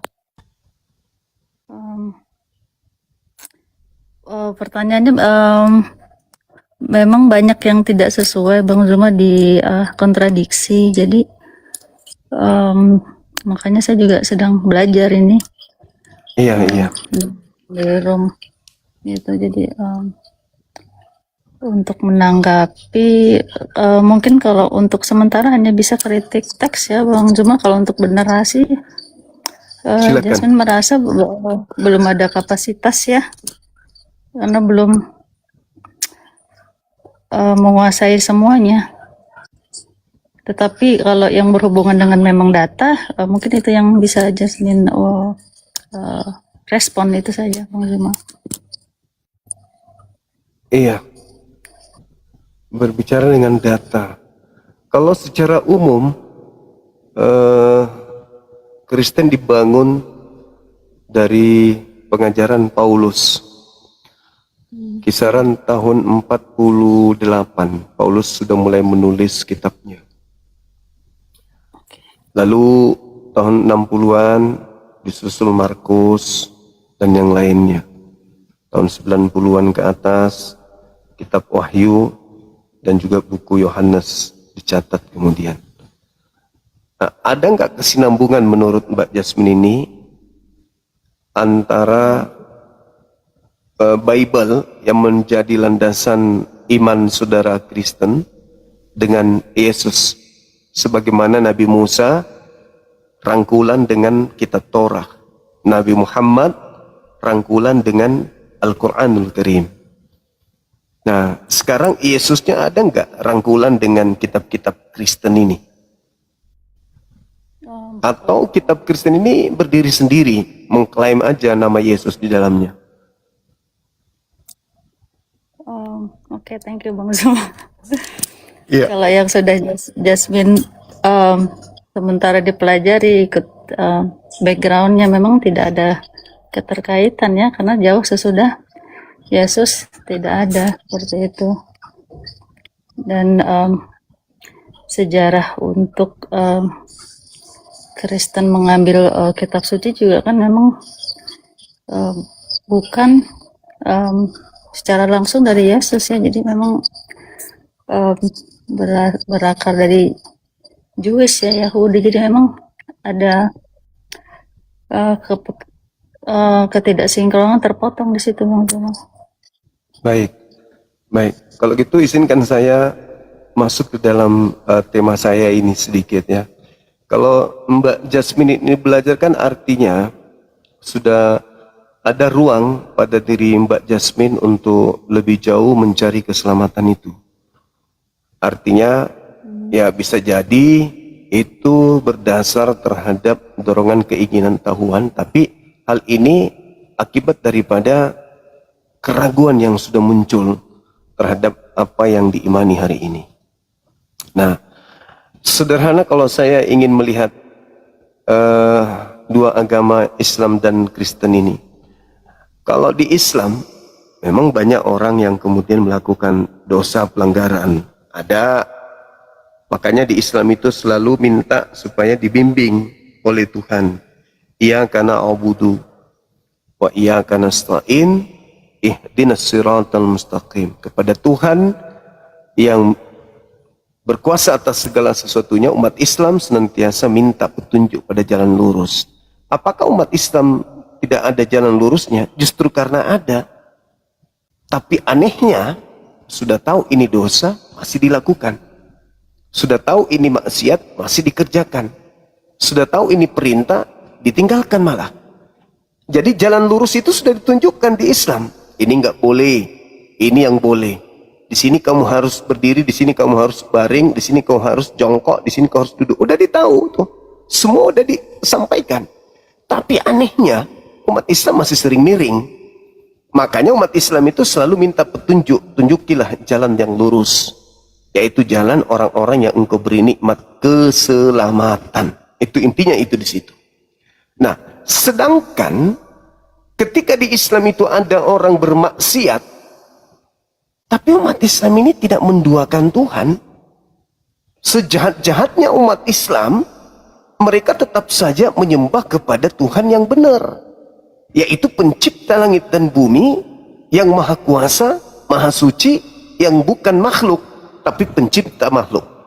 Jadi sejahat-jahatnya umat Islam, sebobrok-bobroknya mereka tetap saja mempertuhankan Tuhan yang asli, tidak menggantikannya dengan makhluk.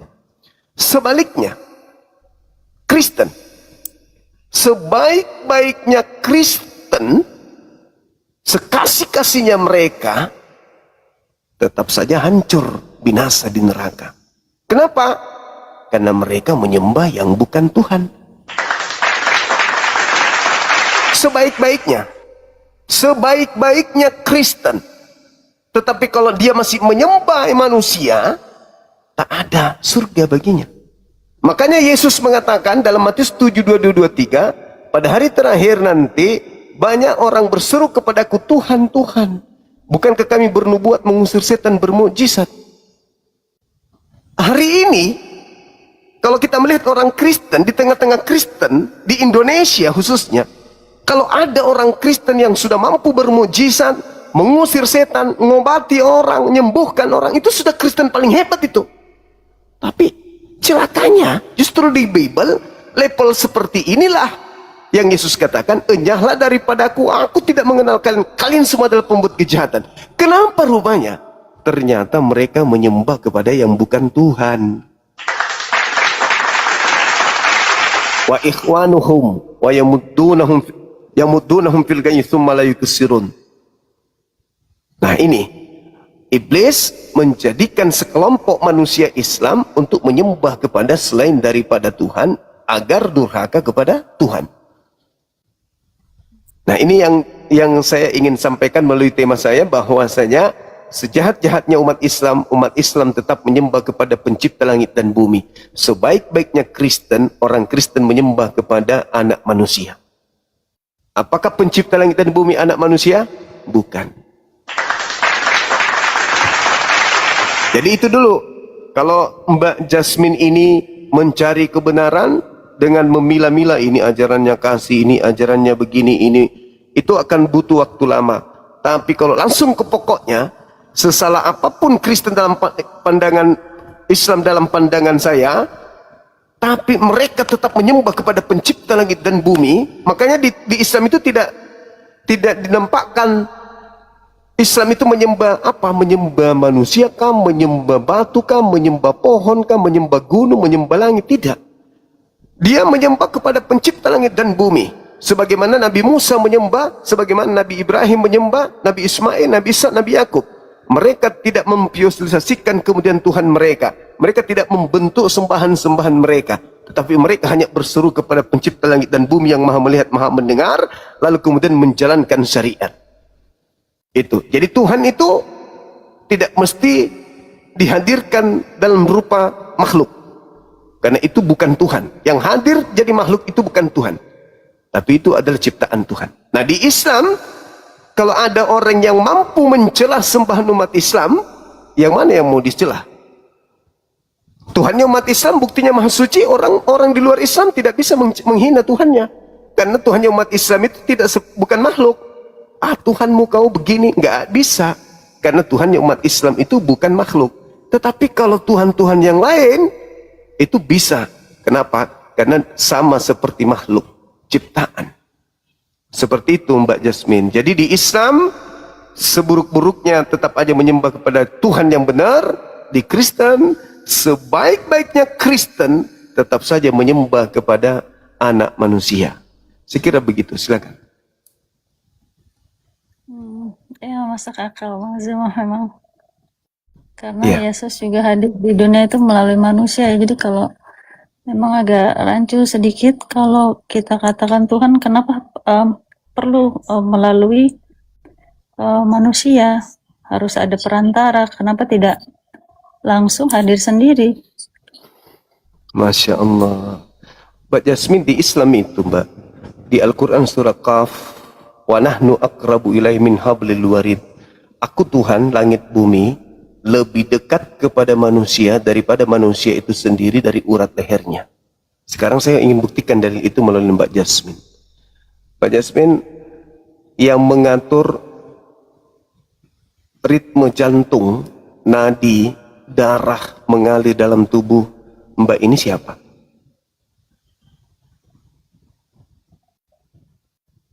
Kalau menurut saya, pemahaman saya itu pasti ada suatu kekuatan yang beyond our imagination. Pasti menurut Jasmine itu Tuhan pasti. Berarti Tuhan tidak perlu kita lihat kan? Iya. Itulah Islam. Wa nahnu aqrabu ilaihi min hablil warid. Bahkan dikatakan dalam Al-Quran surah Fussilat ayat 53, bahwasanya aku memperlihatkan, kata Allah, aku memperlihatkan kebesaranku di seluruh penjuru dan pada diri manusia. Kira-kira apakah Mbak Jasmine yang menahan pertumbuhan gigi sehingga gigi tidak bertumbuh seperti rambut? Oh, tidak ya Bang Zuma ya. Berarti dialah Tuhan yang menjaga itu kan? Nah, makanya waliyatazakkara ulul albab. Hanya orang yang berakal lah yang bisa sampai mendapatkan pelajaran, mendapatkan pengetahuan tentang Tuhannya. Jadi ketika Yesus mengatakan, barang siapa melihat aku melihat Tuhan, itu tidak salah. Begitu juga sekarang, kalau kamu melihat dirimu, maka kau akan melihat Tuhanmu. Jadi Tuhan itu tidak perlu kita lihat bahwa dia harus turun jadi bayi, dibunuh. Enggak. Bagi orang berakal, segala sesuatunya itu adalah tanda kebesaran Tuhan. Bahwa Tuhan itu ada. Dengan melihat jari-jari aja, kita sudah tahu betapa maha besarnya Allah. Betapa maha dahsyatnya Tuhan itu ya.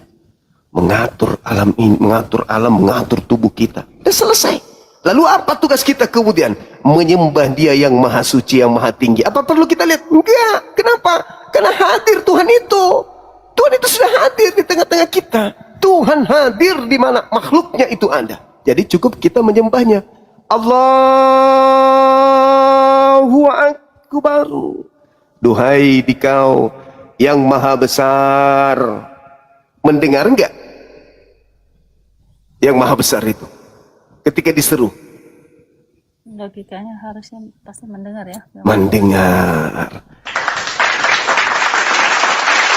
Jadi kita dalam pantauan Tuhan, kita dalam pendengaran Tuhan, kita di dalam penglihatan Tuhan. Jadi tidak ada yang sembunyi dari Tuhan. Kalaupun kita tidak melihat Tuhan, yakin Tuhan melihat kita. Maka perbaiki perbuatan, perbaiki kemudian tindak tanduk kita. Pilih agama yang benar, pilih Tuhan yang benar. Maka Islam selalu mengedepankan apa? Waliyatazakkara ulul albab, afala ta'qilun, afala tatafakkarun. Mengajak manusia berpikir. Makanya wahyu pertama yang diwahyukan oleh Allah kepada Nabi Muhammad, Iqra, baca. Baca dengan matamu, dengan perasaanmu, dengan pikiranmu. Baca suasana, baca situasi, baca semuanya supaya engkau sampai kepada Tuhanmu. Tuh, jadi di Islam, kalau ditunjuk mana Tuhanmu, Islam cuma tertawa. Kenapa? Tuhan itu tidak bisa ditunjukkan seperti kita menunjukkan makhluk. Tetapi Tuhan bisa ditunjukkan dengan cara apa? Menunjukkan alam semesta. Mana Tuhanmu? Aku tidak bisa menunjukkan wujud Tuhanku, tetapi aku bisa menunjukkan bukti keberadaan Tuhanku. Apa itu? Alam semesta inilah bukti Tuhanku itu ada. Yang menjaga alam semesta, yang menjaga ritme siang dan malam, yang menjaga langit, yang menjaga gunung, yang menjaga samudra, seluruhnya pasti Tuhan. Itulah yang kami sembah. Tidak menyembah makhluk yang turun ke bumi jadi manusia untuk nebus dosa. Itu no. Itu ajaran Helenisme, politeisme. Ajaran yang mengajarkan dewa turun ke bumi menjadi anak manusia. Supaya menyelamatkan manusia, supaya mendamaikan antara manusia dengan Tuhan. Tuhan dengan manusia itu tidak pernah berseteruh. Tuhan dengan iblis tidak pernah berseteruh. Kenapa? Tuhan di atas derajatnya daripada seluruhnya. Tuhan hanya menciptakan semuanya. Aku ciptakan kejahatan, aku ciptakan kebaikan. Di tengah-tengahnya aku ciptakan makhlukku yang sempurna, yaitu manusia. Kenapa dia yang harus aku uji? Kenapa dia yang harus aku ciptakan dengan sempurna? Karena aku titipkan kemampuan yang luar biasa kepada mereka. Bila mana mereka menggunakan akalnya, maka bumi mereka genggam. Tapi ketika dia mematikan akalnya, maka binatang pun bisa menggenggamnya. Nah, itu fakta tuh. Jadi di Islam, kita hanya dituntut untuk berakal. Lalu setelah kita sampai kepada kebenaran Tuhan, kita beribadah, memperbaiki diri. Karena Tuhan kemanapun kita pergi, Tuhan itu senantiasa melihat. Makanya di Islam itu, Mbak Jasmine, kami umat Islam yang mengerti tentang Tuhan, mandi dalam keadaan telanjang pun kami malu. Sendiri nih di kamar mandi, malu kita telanjang. Karena kita tahu bahwa Allah itu maha melihat. Maka orang muslim itu malu. Makanya manusia muslimah bukan sekedar perintah untuk tutup aurat, enggak. Karena wanita itu makhluk terindah yang dicipta oleh Allah. Disuruh tutup supaya kemudian dia memperlihatkan bahwa Allah mencintai kebaikan. Itu fakta, itu real. Jadi saya kira begitu, saudariku, bahwasanya di Islam sederhana, pencipta langit dan bumi itu tidaklah makhluk, tetapi pencipta langit dan bumi itu adalah pencipta makhluk. Nah, ada agama tuh yang kemudian ingin menggantikan pencipta langit dan bumi dengan mengajarkan bahwa sembahlah dia karena dialah yang telah menebus dosamu dan seterusnya. Apa yang terjadi? Manusia yang tadinya siang malam menyembah kepada Tuhannya, seketika mereka jadikan Tuhan. Artinya hamba Tuhan yang mereka tuhankan. Na'udzubillah, summa na'udzubillah. Saya kira begitu. Silakan Mbak Jasmine. Saya yang bertanya, kalau di Islam konsep keselamatannya seperti apa ya, Kang Jumaya? Lebih jelas atau Baik. Al-Quran menjelaskan di dalam surah Fussilat ayat 30, di situ diterangkan bahwasanya barang siapa yang menyembah, yang berkata bahwa Allah adalah Tuhannya dan teguh terhadap ucapan tersebut, maka beritakanlah kabar gembira kepada mereka bahwa mereka akan diberikan surga kekal di dalamnya. Innal ladina qalu rabbuna Allah thumma istaqamu tatanazzalu alaihimul malaikatu alla takhafu wa la tahzanu wa abshiru bil jannah. Tuh, bil jannah. Barang siapa yang berkata bahwa Allah adalah Tuhannya, lalu perkataannya itu diaplikasikan dalam kehidupannya sehari-hari, di mana Allah melarang ini, melarang itu, memerintahkan ini, memerintahkan itu, dia aplikasikan itu, maka beritakanlah kabar gembira kepada dia berupa surga. Itu keselamatan. Jadi kenapa di Islam begitu kita masuk, apa yang kita lakukan? Saya berikrar, saya bersumpah, saya kemudian meneguhkan hati, saya mengokohkan iman, saya meyakini, saya mempercayai, meskipun aku tidak melihat, tapi aku bersaksi tidak ada Tuhan selain Allah, dan aku bersaksi bahwa Nabi Muhammad adalah utusan Allah. Apa bukti kesaksianmu meski kau tak melihatku? Buktinya, aku tidak berdusta, aku tidak berzina, aku tidak mencuri, aku tidak melakukan ini dan melakukan itu. Kenapa? Karena aku tahu engkau menyaksikan semua itu. Berarti aku bersaksi, ya aku melihat kau itu ada. Itu kesaksianku dengan adanya alam semesta ini, aku bersaksi engkau lah Tuhan. Maka kesaksianku aku aplikasikan dalam hidupku, ketaatanku sepenuhnya denganmu. Bila mana aku jatuh melakukan maksiat, aku kembali bertaubat kepadamu. Selesai. Makanya dalam Al-Quran surah At-Taqabun ayat 9 diterangkan, pada hari seluruh manusia dikumpulkan nanti pada hari kiamat, mereka orang-orang yang beriman kepada Allah akan diampuni seluruh dosa-dosanya dan akan dimasukkan ke dalam surga, mereka kekal di dalamnya. Itu satu. Yang kedua, di dalam Al-Quran surah Ar-Ra'd ayat 23, At-Tur ayat 21, diterangkan bahwasanya umat Islam ketika masuk surga, mereka akan masuk bersama-sama dengan keluarganya, nenek moyangnya, ayahnya, ibunya, anak-anaknya, cucu-cucunya, keluarganya. Mereka masuk ke dalam surga berkumpul dengan orang-orang yang mereka cintai, hidup bahagia selama-lamanya. Selama-lamanya. Itulah dalam ajaran agama Islam.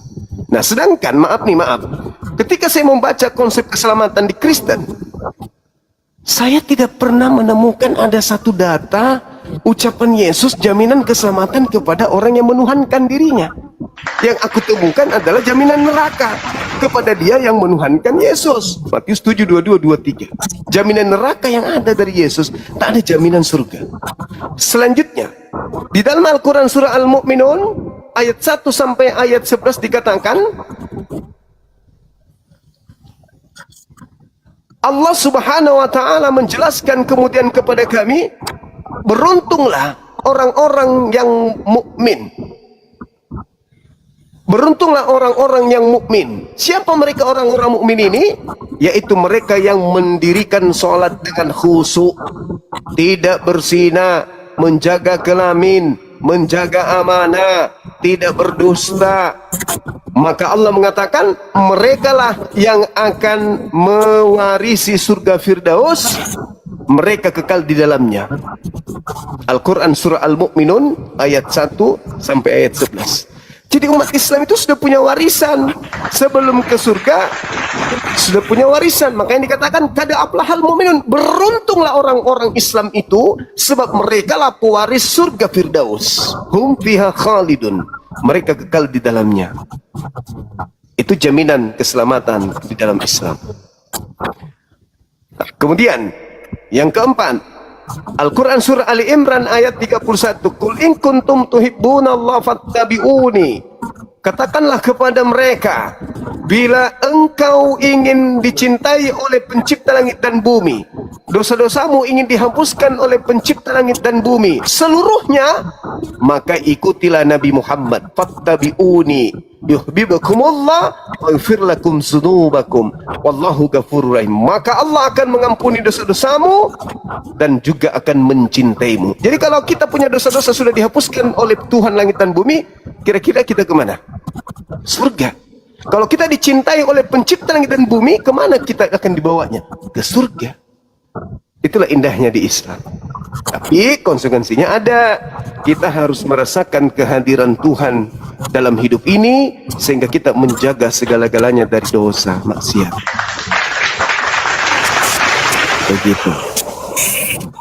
Silakan, ada lagi?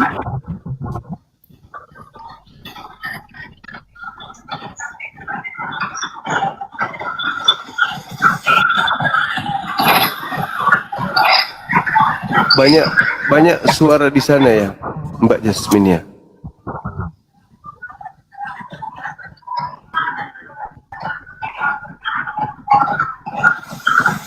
Sahabat Sisi, syukran. Banyak suara-suara di sana, Mbak.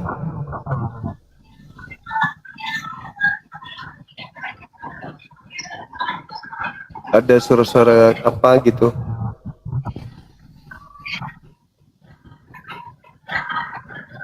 Iya. Ada lagi Mbak Jasmine yang mau disampaikan, silakan.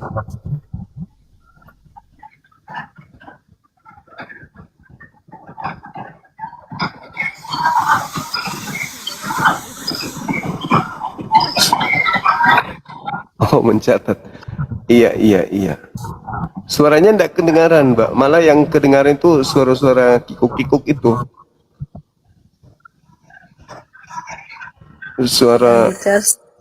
Oh, iya. Sambil dicas. Sambil dicas HP-nya. Iya.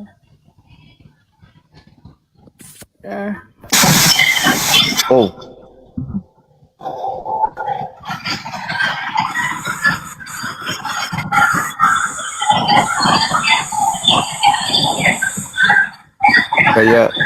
Kayak orang lagi memblender pecah beling.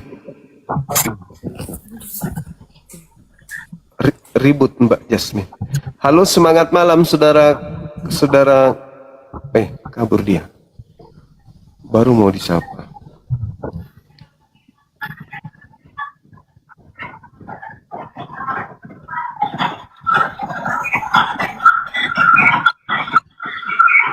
Wow.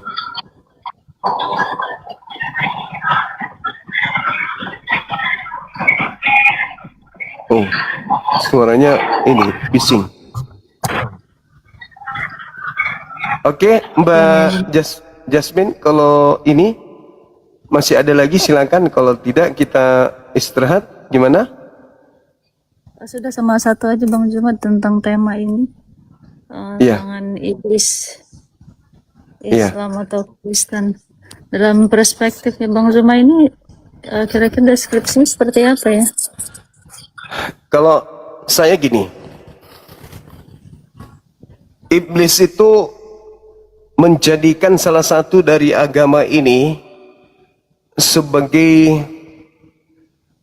senjata untuk meraup sebanyak mungkin anak manusia untuk bersama dengan dia masuk ke neraka. Apa pembuktiannya?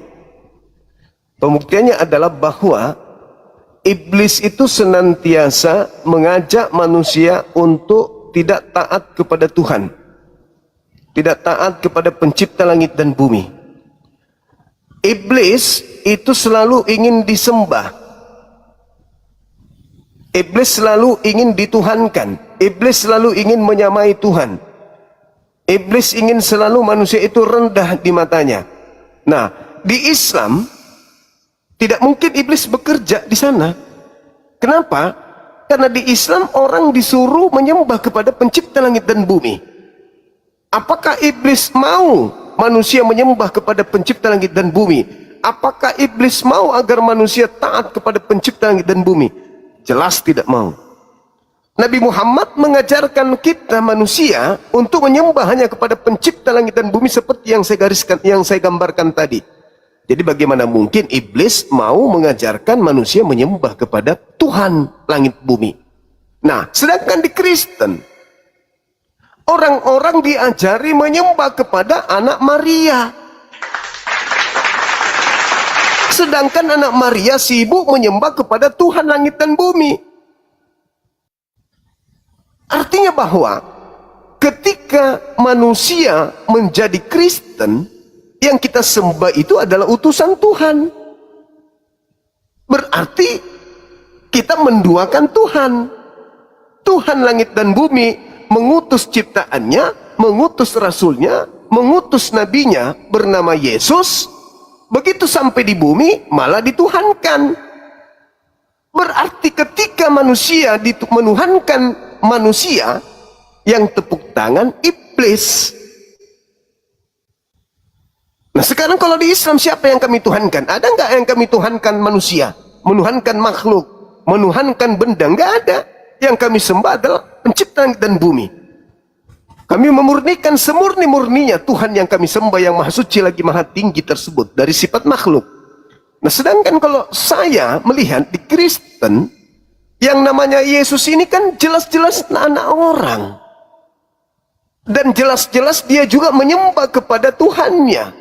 Yohanes 4 nomor 22, aku dan muridku menyembah apa yang kami kenal. Yesus menyembah.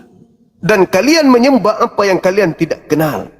Yohanes 17 dari data 1 sampai seterusnya, Yesus memperagakan bagaimana dia berdoa kepada Tuhan. Yang intinya bahwa tidak ada satu Kristen pun di muka bumi ini yang bisa membuktikan bahwa Yesus itu bukan manusia. Mau dilihat dari sudut pandang manapun, Yesus tetaplah manusia. Dilihat dari belakang, dari samping, kiri, kanan, atas, bawah, Yesus tetap manusia. Jadi bagaimana mungkin bisa dibenarkan oleh akal sehat manusia bisa selamat dengan menyembah utusan manusia, utusan Tuhan? Jadi ketika ditanya, apa fungsi apa yang Anda mau sampaikan di dalam tema ini?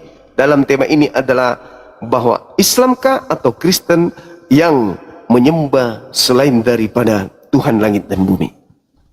Disitulah iblis bekerja. Iblis mau agar manusia menyembah bukan kepada Tuhan, tapi kepada ciptaan Tuhan. Demikian.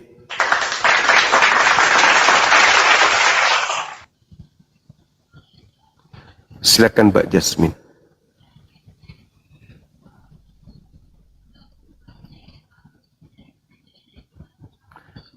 Termute Mbak. Ya tadi saya coba mute supaya tidak noise Bang Zuma, jadi Iya. biar bisa mendengarkan dengan jelas ya, untuk semua. Saya menelaah Bang Zuma ya, apa yang Bang Zuma sampaikan. Saya coba proses, saya terima semua pelajaran dan pengajarannya dari Bang Zuma untuk saat ini. Jadi untuk ditanggapi mungkin belum ada ya, cuma yang memang yang masuk akal itu, yang make sense memang seharusnya Tuhan itu kan maha besar ya Bang Zul, memang seharusnya tidak bisa tergantikan, itu saja ya. Iya, Tidak bisa diserupai atau disamakan dengan yang lain, itu saja. betul. Benar sekali. Sudah cukup. Iya, makasih ya Mbak ya. Nanti sering-sering aja ke sini. Ya. Tadi soalnya saya sempat juga ke roomnya Abang Loading, lalu saya banyak Oh. dapat pesan dari ini, malah saudara Kristen itu marah sama saya, ada yang menghujat, lalu menuduh akun bodong atau apa seperti itu. Kok bodoh? Iya, Kan saya kita- cuma ingin sampaikan. Iya. Mungkin saya di sini ingin belajar, dan memang saya berdasarkan data atau logika, Bang Zuma. Iya, Jadi saya harus. kesampingkan itu doktrin, dogma itu Doktrin. tidak akan masuk ke saya. Oh, Selama tidak ada bentuknya data, itu saya tidak bisa terima. Karena basic saya kritik teks ya. Sebagai background saya ada ya akademisi, memang semua yang kita diskusikan, yang bisa kita klaim itu jika ada dasar yang solid ground istilahnya Bang Zuma. Ya. Maka saya mendengarkan, saya menerima, saya menanggapi mungkin sedikit ya Bang Zumanya, karena memang Silakan, boleh.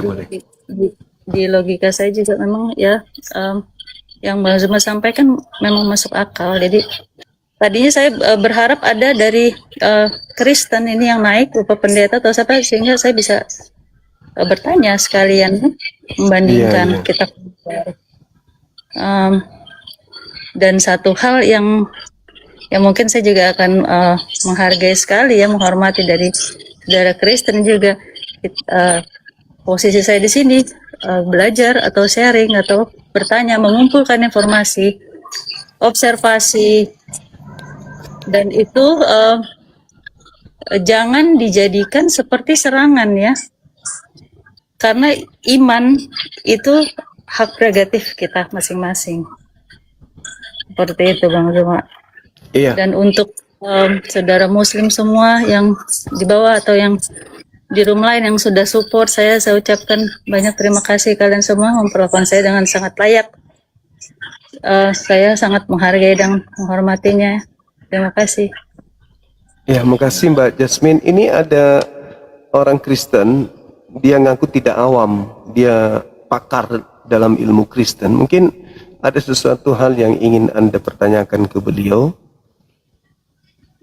Ya, bisa. Ini Ya, Saudara James. Papa James. Ya gimana? Saya bukan Ya. pakar juga, tapi saya mengerti. Tadi Anda mengatakan pendeta yang dari Toraja itu awam, berarti Anda kan hebat kan gitu. Silakan buka kameranya. Bukan begitu. Saya katakan awam tuh karena dia nggak hafal bunyi kitabnya, sehingga Anda mutar dia juga dia iya aja. Ayo, silakan. Itu ada Mbak Jasmine, tolong dilayani dulu. Beliau ingin bertanya. Nggak, saya sebelumnya saya mau tanya satu pertanyaan aja kepada Bang Suma, boleh? Tentang imannya Bang Suma. Apalagi itu? Oke.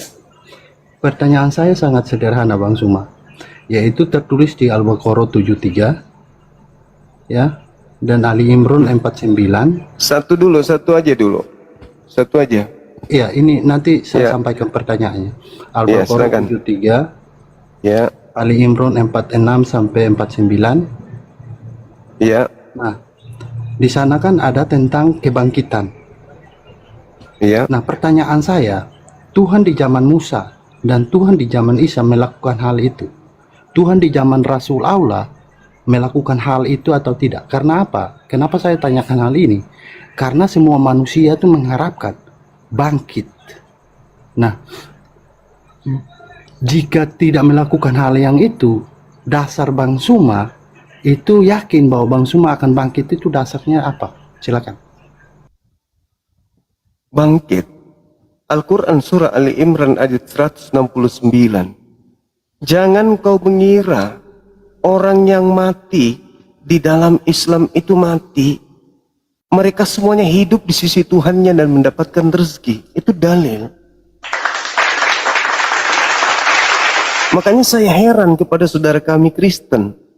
Kalau bangga dengan kebangkitan Yesus, Yesus ke langit, kalian mati malah ke alam barzakh.